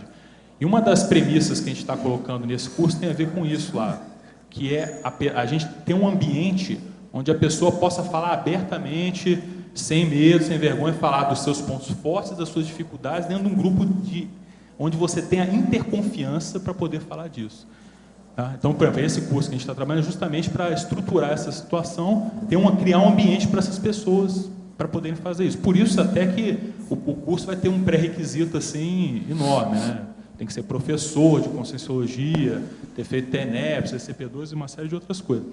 Mas a ideia é justamente assim, como o povo, né, já temos bastante pessoas já que estudam isso há muitos anos, muita gente muito veterana, aí, professores e tudo, a gente vê assim, já chegou num ponto de a gente pegar um curso com um pré-requisito bem avançado, né, para que a gente possa aprofundar bem mais dentro de um grupo de interconfiança, porque eu acho, hoje a gente também já está chegando num ponto onde existe já uma relação, né, bem cordial, positiva, de um não querer puxar o tapete do outro, um querer ajudar, ou ver o defeito do outro para ajudar, né, e ver também mais o trafor que o outro tem.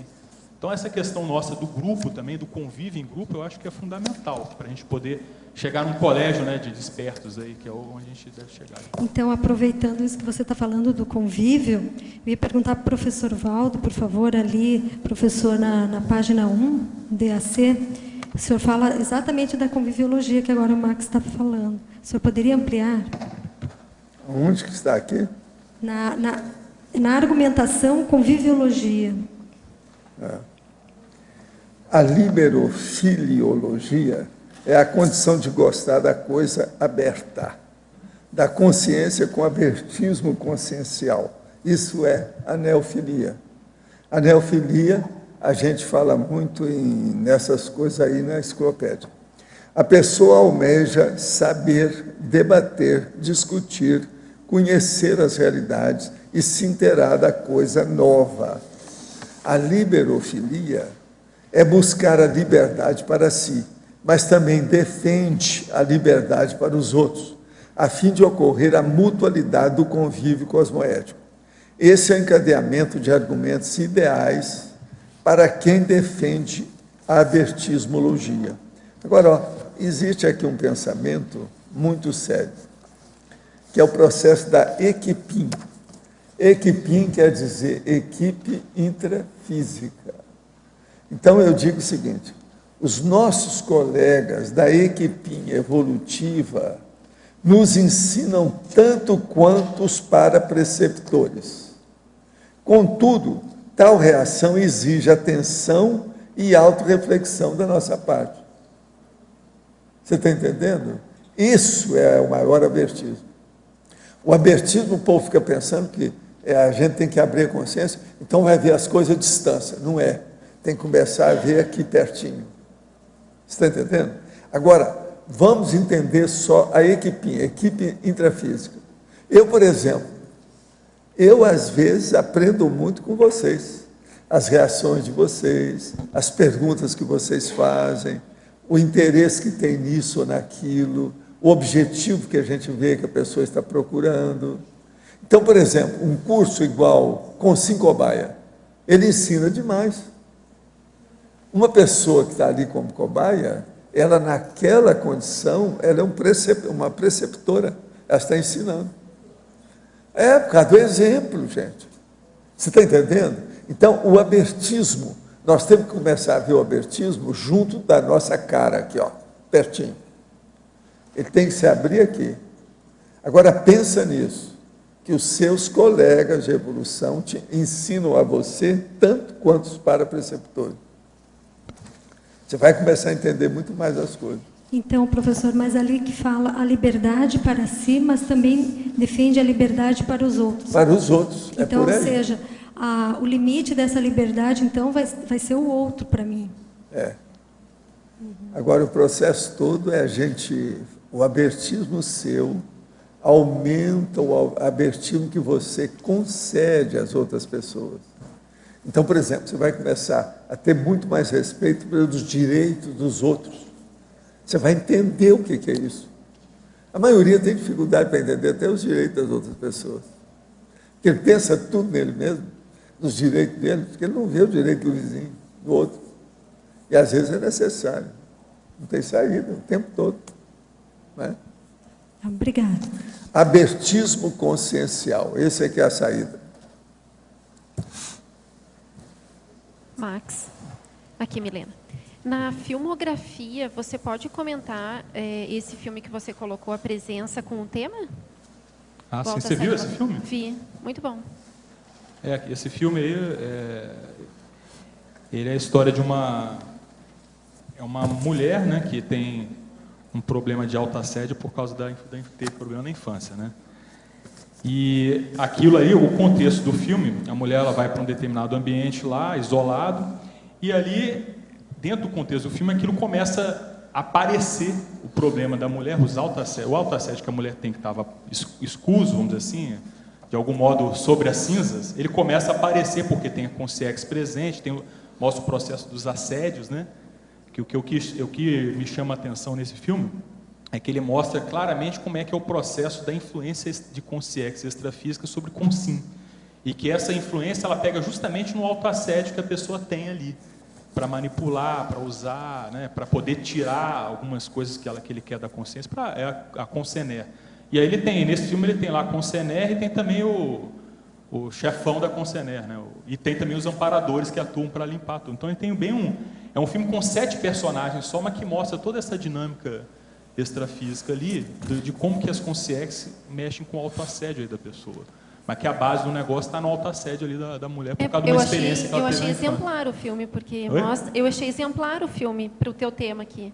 Porque é justamente ela sozinha e com uma série de conflitos, quer dizer, não tem um elemento desencadeante. Tem extrafisicamente, né? É interessante. Caiu bem, né? Alô?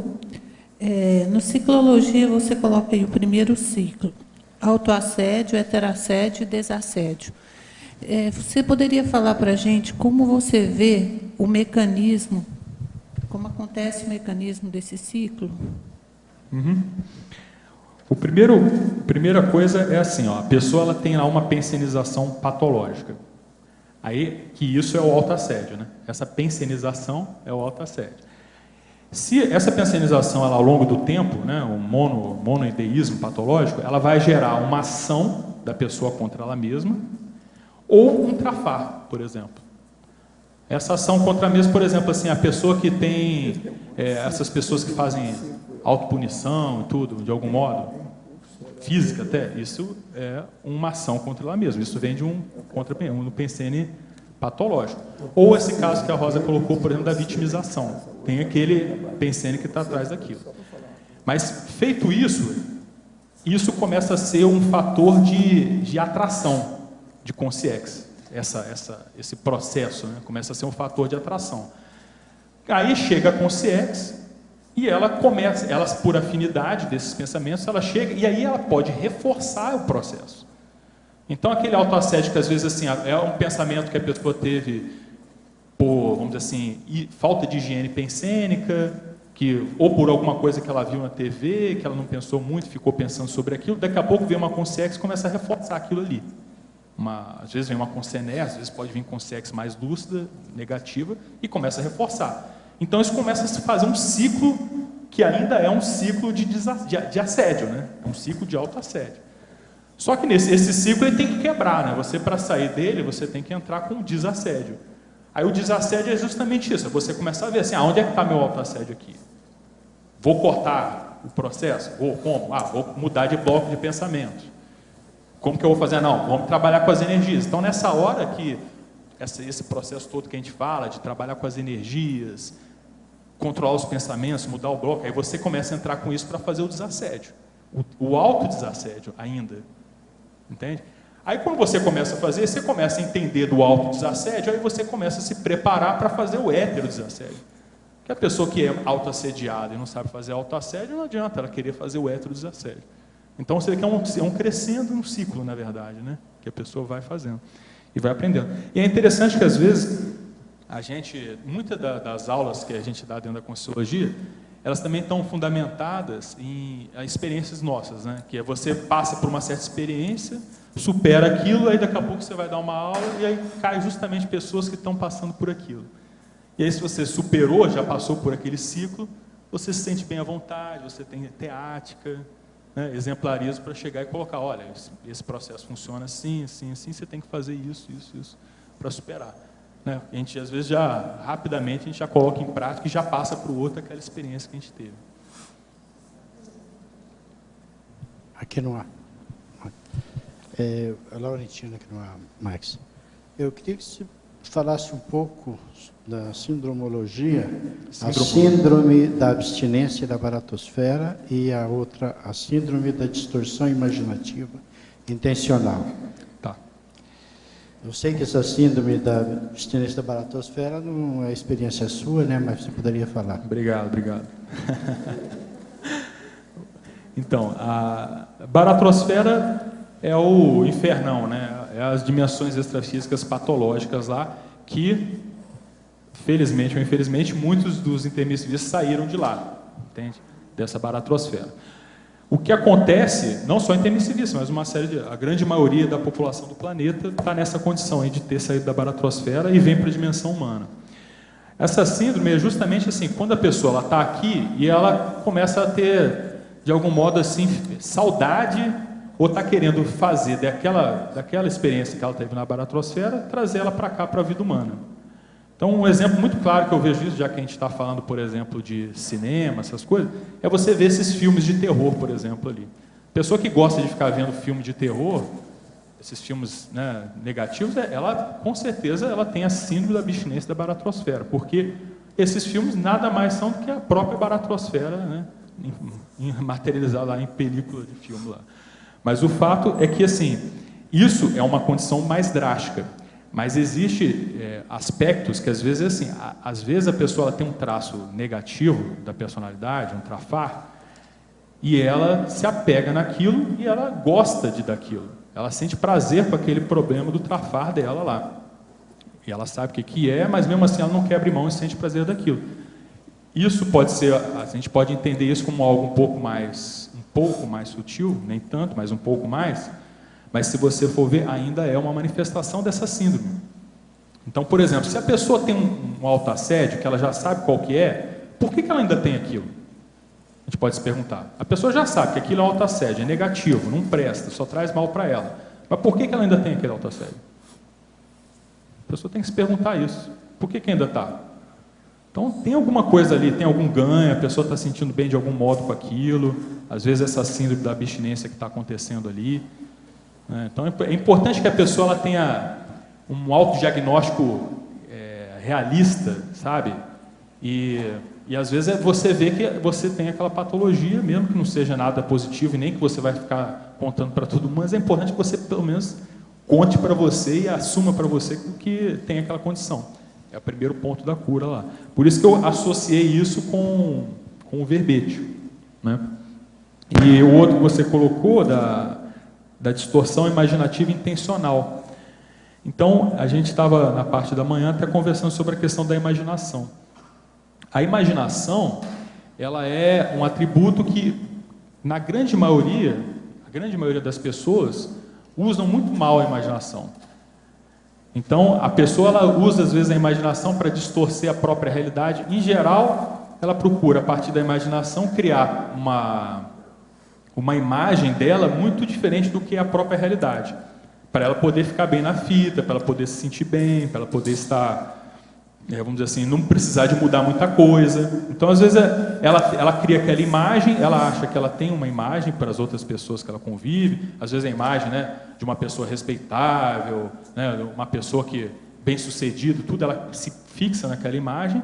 Para quê? Para que ela não precise de fazer nenhum movimento pessoal, íntimo, de mudança, que às vezes ela está para fazer já há um tempão, já tinha que ter feito, mas não faz. Aí ela usa todo o processo dela da imaginação para poder se manter num contexto agradável, que ela se sinta bem.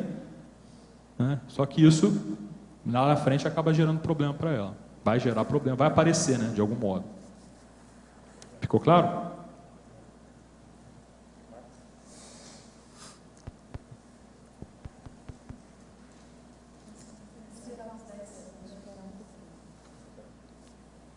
Alô? Alô? Max? Eu notei de falta na antonimologia do termo, na primeira página, né? Autodesassédio latentes.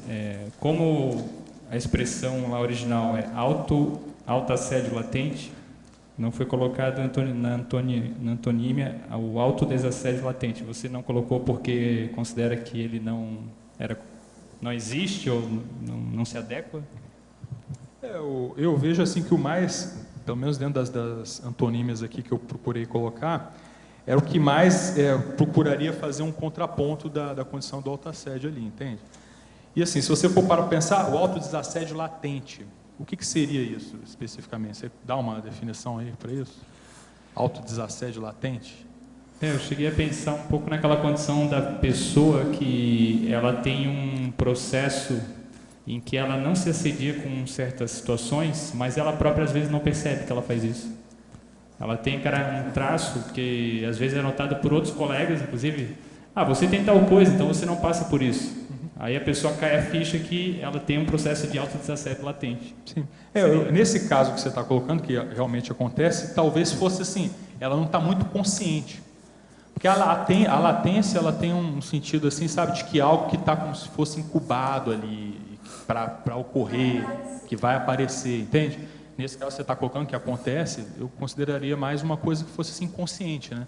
Sabe, ela tem uma defesa, autodefesa inconsciente, né, dentro da manifestação dela.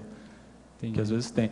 Até o professor Valdo fala, né, que às vezes a pessoa, tem gente que ele já viu que a pessoa vai avançando, quando vê, a pessoa vê que ela está desperta, ela atingiu a desperticidade, né, e ela nem tinha percebido o processo que estava acontecendo com ela, de repente ela viu que ela chegou lá. Que é mais ou menos isso que você está falando. E é muita gente assim, é mais do que a gente pensa. Só para completar, pelo que eu estava lendo aqui, eu achei bem amarrado todas as partes ali que eu li. E, na verdade, me ocorreu a pergunta um pouco diferente em relação aos tópicos que foram elencados. Assim, será que teria alguma questão aqui que ainda não tenha sido ainda esclarecida o suficiente sobre essa temática, que poderia ser colocada, né? Temas ainda que poderiam ser mais aprofundados ou desenvolvidos, que poderiam ser colocados aqui, ou que você ainda percebeu que tem margem para serem desenvolvidos, né? Em outro verbete ou em outro... Não estou falando lá da acabativa, né? Da remissiologia, estou falando de outros temas que deveriam ser melhor explicitados, que ainda estão... Eu vejo que nesse ponto aqui a gente tem assim, um mundo de coisa para fazer, mundo mesmo, tem muita coisa. Se você for analisar, o que eu fiz aqui nesse verbete foi o seguinte, tem um verbete chamado autoassédio, que o professor Valdo escreveu. A única coisa que eu fiz é o seguinte, em relação ao autoassédio, você pode ter aquele autoassédio que está manifesto naquela hora ou aquele autoassédio que não se manifestou naquela hora. Foi isso que eu fiz, entendeu? Aí eu comecei a tratar a ótica do latente aqui. Se a gente for ver na enumerologia, por exemplo, dá uma olhada lá na enumerologia. Olha só como que tem margem aqui para a gente poder trabalhar. Por exemplo, autoassédio latente inconsciente. Aí você pode ter autoassédio inconsciente, foi o que você colocou do o oposto, né? Autodesassédio. Aí você tem lá o autoconsciente. Aí você pode trabalhar. Como é que funciona o autoassédio autoconsciente? É um outro verbete, se você for colocar. Você vai seguir por outras abordagens, vai pegar outras vertentes, entra o processo da autocorrupção, da cosmoética sério ali, entendeu? O viés que você vai dar vai ser bem diferente. Então, a gente procura nos verbetes pinçar, né, um aspecto pequeno da realidade para poder aprofundar ele. E ele tem correlação com diversos outros aspectos. Correlação, mas assim, vamos dizer assim, a raiz do tema é esse, né? O tema todo vai derivar, vamos dizer assim, derivar ou vai, né, girar em torno daquela espinha dorsal do autoassédio latente. A mesma coisa você poderia fazer, por exemplo, com cada um desses itens aqui da enumerologia. Você poderia fazer verbete sobre esse. Eu tenho certeza, se você fizesse, ia ficar bem diferente do meu e ele ia complementar bastante. Entende? Porque, assim, esses são temas que não foram estudados desse nível. O professor Valdo trouxe muita coisa. Você já viu, ele tem uma mão de escritor. Eu conheço, esse cara é bom.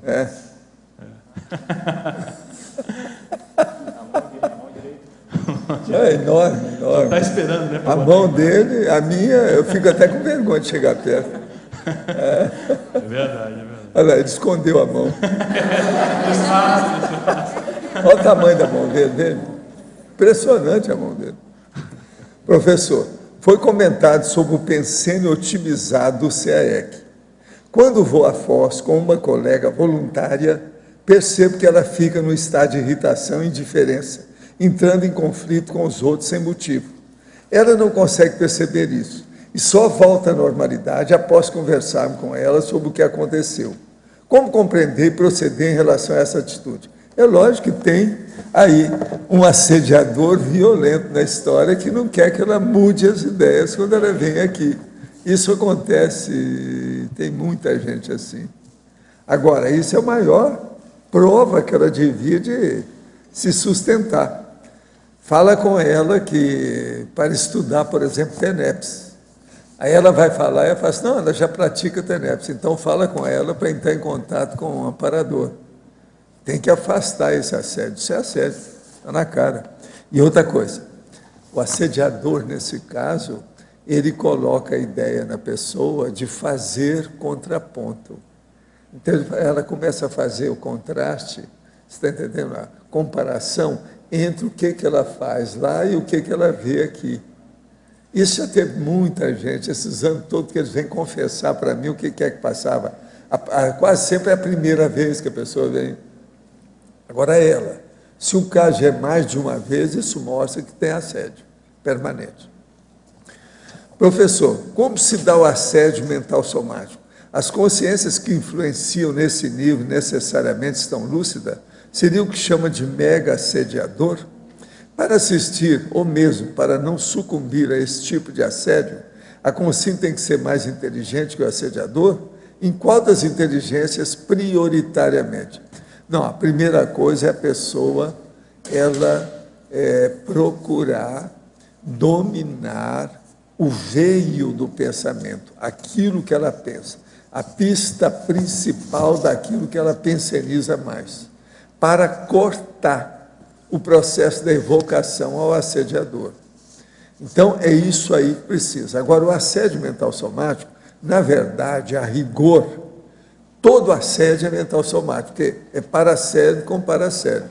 Mas o que nós queremos falar, quando é assédio mental somático, é quando ele tem uma conotação mais técnica, mais de ideia racional, que parece que é correto.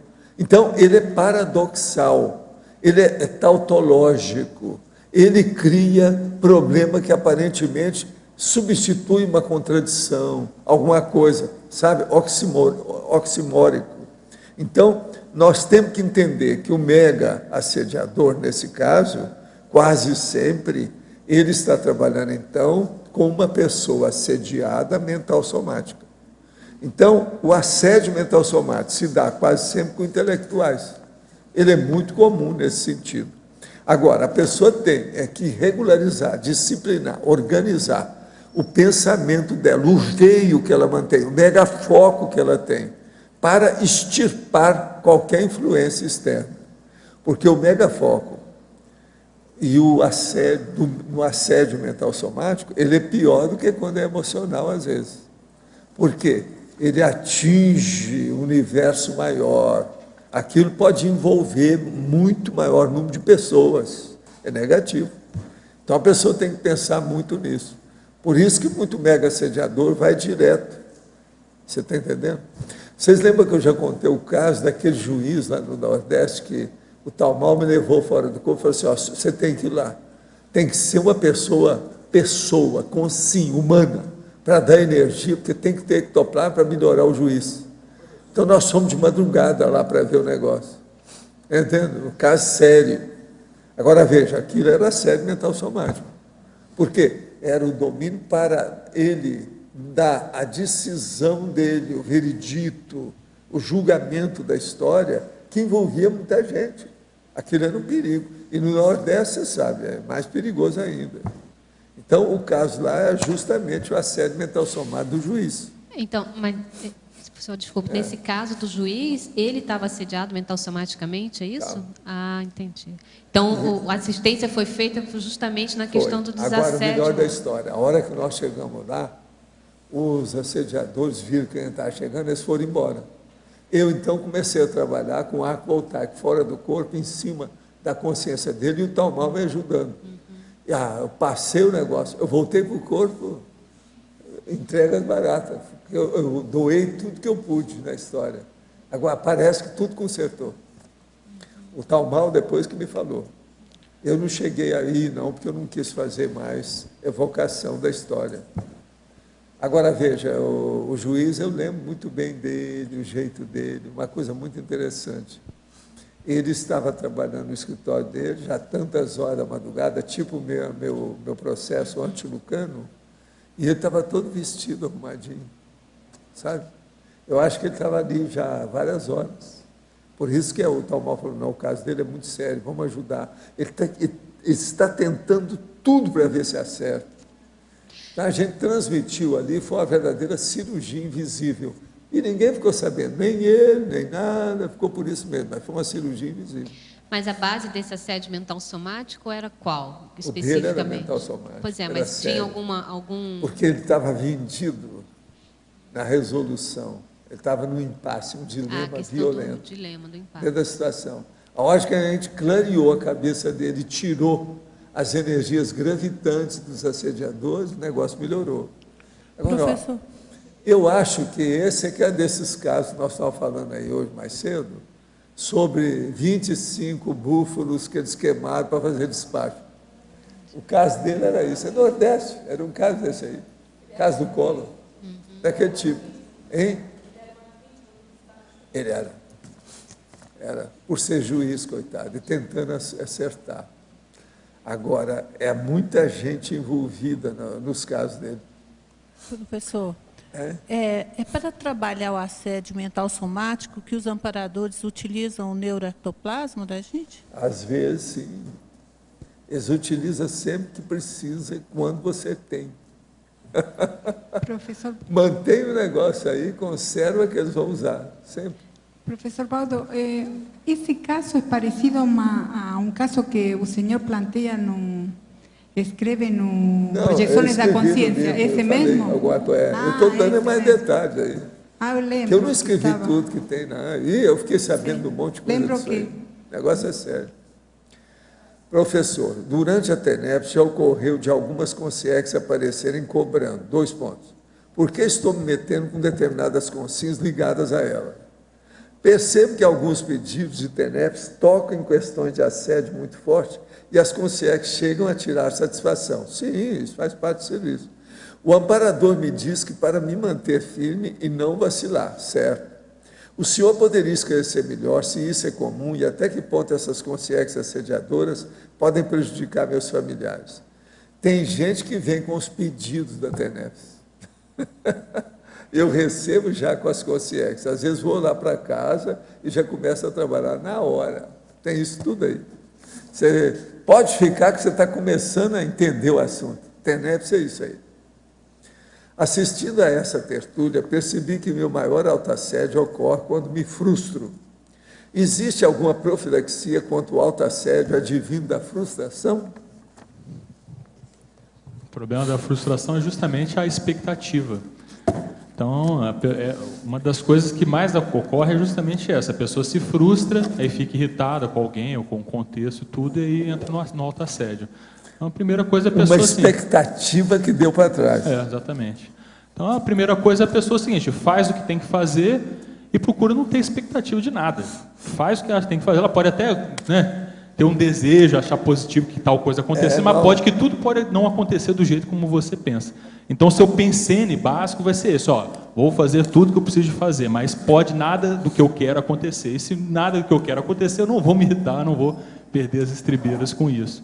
Então, o que acontece é que a pessoa ela já faz alguma coisa, já se relaciona, já esperando que tal coisa aconteça da maneira como ela está pré-determinando. Aí que vem a frustração, e a frustração, depois que entrou, ela vem junto com irritação, com o processo emocional todo, que aí a pessoa sai do equilíbrio dela, conflito e tudo. Os problemas. Eu acho que esse ponto está até lá, no dos 30 lá, que eu coloquei. Que é o item 5 aqui, dentro da intraconscienciologia, as frustrações.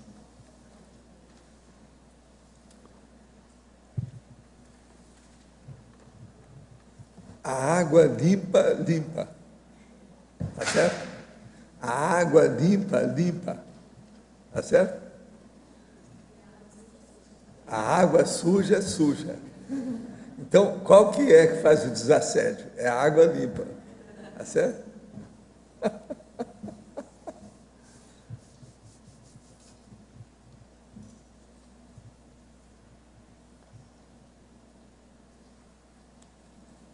Professor, na dinâmica que deu o professor Hernandes, foi incrível, eu não tinha observado isso.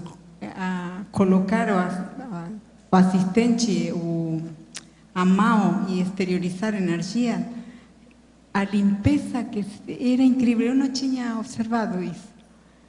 Como se vê a limpeza, que ia produzindo anota lá, para você crescer na clarividência. Que incrível. É anotação, registra. Aqui cima. Oi.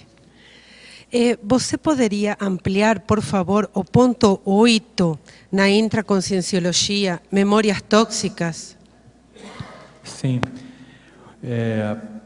O que a gente está colocando aqui na taxologia é que existem vários gatilhos que podem desencadear esse fluxo pensênico patológico, que a gente chama de autoassédio. E, às vezes, as memórias que as pessoas têm, elas podem ser isso. Então, por exemplo, tem até um verbete, que é chamado o item 11 aqui da remissiologia, que é lixo mnemônico. Pois é. Então, é justamente isso. A pessoa... Eu faço uma força danada para ter uma cabeça só para não carregar chapéu. Eu não tenho a cabeça só para carregar chapéu. Ela tem que pensar. Como é que fica? Aí entra a memória. E assim, às vezes a pessoa pode ter na memória dela, vamos dizer assim, pode ter nas experiências dela coisas que não são positivas, que não vale a pena ela lembrar. Então tem coisas que a pessoa tem que deixar ali, não deixar aquela memória vir, e aquela memória às vezes vai tirar ela da linha. Ela tem que saber jogar com a própria memória, Ela pode escolher aquilo que ela vai lembrar, o que ela não vai lembrar. Agora, o problema é que quando a pessoa ainda tem pouca memória, ela precisa começar a pensar que ela tem que saber conviver com a memória, porque com o tempo ela fica com a memória elefantina. Essa memória não esquece nada. Às vezes a pessoa quer esquecer e não pode. Então ela tem que começar, quando ela tem pouca memória, a saber conviver com aquilo que ela recorda, aquilo que ela rememora. Para quando ela tiver a memória maior, entende? Ela está estável, está tranquila, está pacificada, está, vamos dizer, homeostática, sadia. Eu penso que a maioria das pessoas não tem uma memória elefantina porque não sabe conviver com ela. Isso até é uma bênção, é uma bênção. Mas o que é saber conviver com a memória que o senhor fala? A memória elefantina é o seguinte, que você é às saber vezes conviver? você sabe tudo. Então, por exemplo, é terrível a hora que você lembra das coisas. Foi o meu caso lá com o Chico Xavier. Ele me falou umas coisas, agora, 2, 3 anos depois, ele vai falar as coisas lá para o povo e desfala tudo. Eu abordo a ele e ele está firme nessa segunda posição. Aí eu viro para ele assim, Chico, você ainda não me conhece. Eu tenho uma memória que eu gravo tudo. As palavras que você disse, aí comecei a falar horário, aonde, onde nós estávamos, que lugar que era, a posição, os gestos que ele fez, as palavras que ele fez. Ele começou a chorar na minha frente. Entendeu? Mas eu tinha que falar, falei assim, você diz tudo. Como é que eu vou confiar em você com uma situação dessa? Agora, depois disso também, eu nunca mais falei nada com ele. Assim, de advertência, não falei mais, porque deu uma crise de choro. Quando precisava, é ele que vinha falar para mim. Agora, veja, se eu não tivesse essa memória, aquilo passava despercebido. Então, veja, perto de mim, a maioria eu sei como é que é. As pessoas que começam a mentir não me aguentam. Teve uma mulher aqui, já faz alguns anos, que ela esteve aqui conosco, trabalhou uma temporada, era voluntária, tudo isso. Depois ela foi embora. Antes de ir, ela esteve comigo lá e conversou comigo. Aí eu perguntei para ela, por que você vai embora? Eu falei assim, aqui tem 3 pessoas que vê tudo que a gente fala. Eu não aguento isso. Por isso que eu vou embora. Agora eu falei assim, mas por quê? Essas pessoas não esquecem nada. Eu falei assim, olha, até que é uma boa esse negócio de você estar indo embora. É uma boa. Boa para todo mundo, boa para você que vai, e boa para nós que ficamos. Agora, ela falou as 3 pessoas, uma delas era eu. Eu tive uma pena da história, mas o que eu ia fazer? Eu levei o negócio quase que na brincadeira. Agora, depois disso, já faz uns 3 anos ou mais, um pouco. Ela nunca mais apareceu mesmo, não. Aqui não apareceu mais. Agora, você já pensou como é que ela estava habituada a mentir, a exagerar? Agora, aqui todo mundo observou isso para ela. Eu lembro, eu comecei a pensar, realmente eu tinha feito uma observação. Legal. Você não falou isso aqui quando você apareceu a primeira vez, foi outra coisa. Então, o problema na cabeça, a gente não pode ter a cabeça só para carregar chapéu. Entende? Vamos pensar bem nisso. Não, e nem também para dar cabeçada no futebol, que é uma das maiores besteiras que tem. Você sabe que aquilo perturba o crânio da pessoa, o cérebro dela. Né? Você viu o rapaz, aquele jovem do basquete, que foi se pendurar na cesta? Que coisa, né? E a cesta Agora, caiu. Um desastre daquilo eu nunca vi acontecer, a primeira vez. Eu não vi secou a medula. Em toda a história aí de esporte que eu vi, eu nunca vi um caso daquele. Em Brasília, lá na sua terra. Agora, o negócio caiu. Aquilo são quase 200 quilos em cima da pessoa. Na cabeça, no pescoço, na cervical. São 300 quilos? É. Nossa, é muito. Ele viveu até bastante. Ele viveu ainda com um aparelho umas Agora, 2 rapaz semanas, novo, né? Acho que ele tinha 19 anos por aí. Novo. Isso é impressionante. Agora, eu digo para vocês, isso é que é Marco Pecar das brabas. Que tinha E outra coisa, uma exceção que isso nunca eu vi acontecer em parte nenhuma. Você viu? Tinha um cardiologista, porque ele fez a parada na hora, Como é né? que é? Tinha um cardiologista na sala do ginásio, ao lado, dando uma palestra. Foi? Na hora que caiu que ele Então caiu. ele foi lá. E aí, a única pessoa foi o cardiologista que E reanimou ele morreu como? Ele morreu Aí no o centro cardiologista reanimou. Hein? Morreu ontem na UTI. Nossa. Ficou 2 semanas na UTI e morreu ontem. E esse cardiologista Agora ele ficou que em reanimou. coma? Ficou. Coma induzido e depois ele foi piorando o estado. E aí dessomou ontem. E esse cardiologista estava, sei lá, do nada Agora, dando uma a palestra. Lá a armação caiu na cabeça dele direto? Caiu, como é que foi? bateu no frontal e secou a medula na região cervical. Acho que a então nível de ele deve ter C6 e amassado. C7. É igual o meu caso, que eu amassei quando eu bati com a Mas parece cabeça. que a dele não Eu perdi. só amassou, que talvez existe a possibilidade até dele ficar tetraplégico, se ele sobrevivesse. Não, porque aí altera o foramen lá do crânio. É o magno. Aquilo dá alteração. Mas assim, Quando é assim, pega debaixo do. Mas do 300 cérebro. quilos é muito quilo, né? Em cima Foi da 300 cabeça. quilos. Tem um impacto, né? Agora, gente, isso tem que ser uma coisa muito sólida, sempre foi. Agora, é preciso, parece, eles devem fazer, então, um inquérito em cima da já estão indústria tentando arrumar que deu aquilo, porque isso aí é industrial, isso aí é armação industrial. O fabricante falou que não poderia ficar tirando, porque a peça que caiu era retirada de um estádio para o outro. Levavam ela para o estádio e traziam para esse. Levavam para o outro e traziam para esse. Aí o fabricante disse que isso não poderia ter acontecido. Ele falou que está errado. Isso não pode. Tira a solda do negócio. Não pode. Isso é bobagem, é besteira. Agora, que Marco pecar, né? Terrível isso aí. Não há dúvida. Agora, Marcos, você está muito bom como desassediador. De modo que nós precisamos mais. Nós todos aqui estamos precisando de você, para você fazer mais desassédio. Mas quantos verbetes? Aqui, ó. Tá certo? Vamos nessa. Os nossos. Obrigada. As pontuações da tertúlia de hoje foram 65 assinaturas no livro de presença, 21 perguntas presenciais e 18 perguntas respondidas online. Hoje temos 5 recados. Maria da Consolação, Dinâmica Interassistencial Parapsíquica Intercampi, Milena, Proexis Xinosomática, Patrícia, CP2, Neida, Campo Holossomático e Cristina Aracaki, Fórum para a Direitologia. Boa tarde.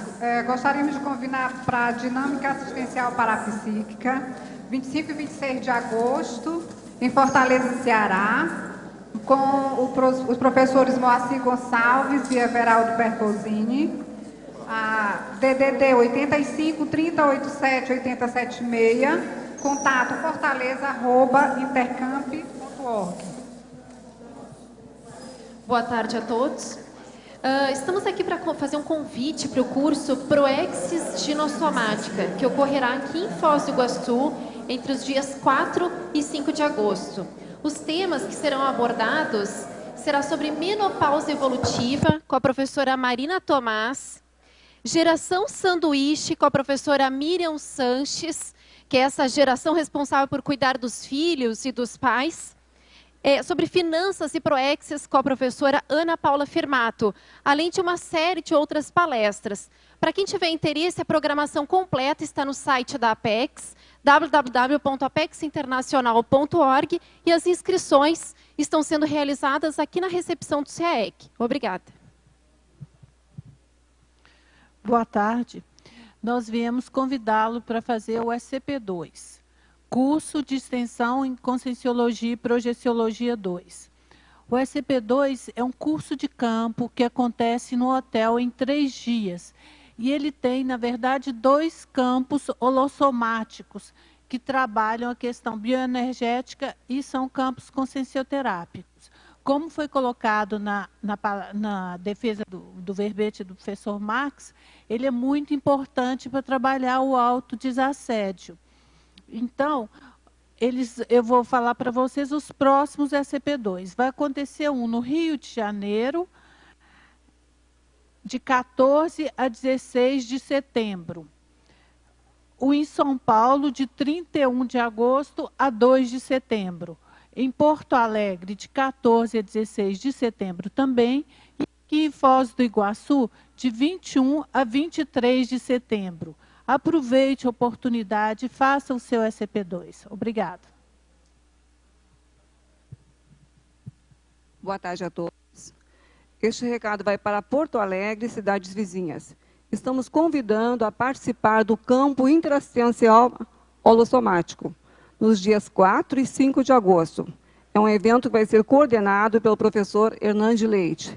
E o local do evento vai ser no Hotel Everest, na rua Duque de Caxias, 1357. O campo interassistencial holossomático é um curso prático de interassistência, onde as pessoas terão a oportunidade de passar por 3 campos bioenergéticos, exercitando o seu autodiagnóstico holossomático, desenvolvendo epicentrismo consciencial, mapeando sinaléticas parapsíquicas e contribuindo com energias rígidas para a realização da interassistência. Há pré-requisitos que tenham CIP, CPC, a complementário ou outros cursos iniciantes. É importante também, gente, que após esse campo, na semana seguinte, vai acontecer uma palestra gratuita e também um curso sobre saúde consciencial. Esses eventos também serão realizados no mesmo local, no Hotel Everest. Então, dia 7 a palestra. Dia 8 e 9 será o curso. Tanto o curso quanto a palestra irão abordar o viés conscienciológico, destacando a importância do equilíbrio dos pensenes, pensamento, sentimento e energia. Então, este é um curso que ele foi criado pelo professor Epicônio Leite, já que ele tem experiência na área, é médico, consciencioterapeuta e também especialista em psicossomatologia. O local, como eu falei, Hotel Everest, e os contatos são e-mail portoalegre@ipc.org, telefone 51 3224 0707. Aproveite, participem, estão todos convidados. Boa tarde a todos. Nosso convite é para a participação no 4º Fórum da Paradireitologia, um evento que ocorre aqui no CAEC, nos dias 10, 11 e 12 de agosto. Então, o objetivo desse evento é propiciar um espaço para debate, discussões, intercâmbio de ideias acerca de assuntos relacionados com a especialidade da paradireitologia. Lembrando que a paradireitologia não é exclusivo ou restrito para aqueles que têm formação na área jurídica. Pelo contrário, paradireito é para todos. Então, já sabendo, né, que o paradireito é uma das manifestações mais avançadas da cosmoética prática, isso nos auxilia muito na condição da evolução, da gabarito interassistencial rumo à mega fraternidade. Então, ficam todos convidados. Para mais informações e inscrições, procurem a recepção do CAEC. Então, 10 a 12 de agosto, aqui em Foz do Iguaçu. Lembrando só que esse fórum vai ter uma condição especial, porque os participantes eles auxiliam diretamente na construção do laboratório do Paradireito aqui no CAEC. Então, eu convido quem quiser ajudar nesse projeto a participar do fórum com a gente. Tá? Obrigado.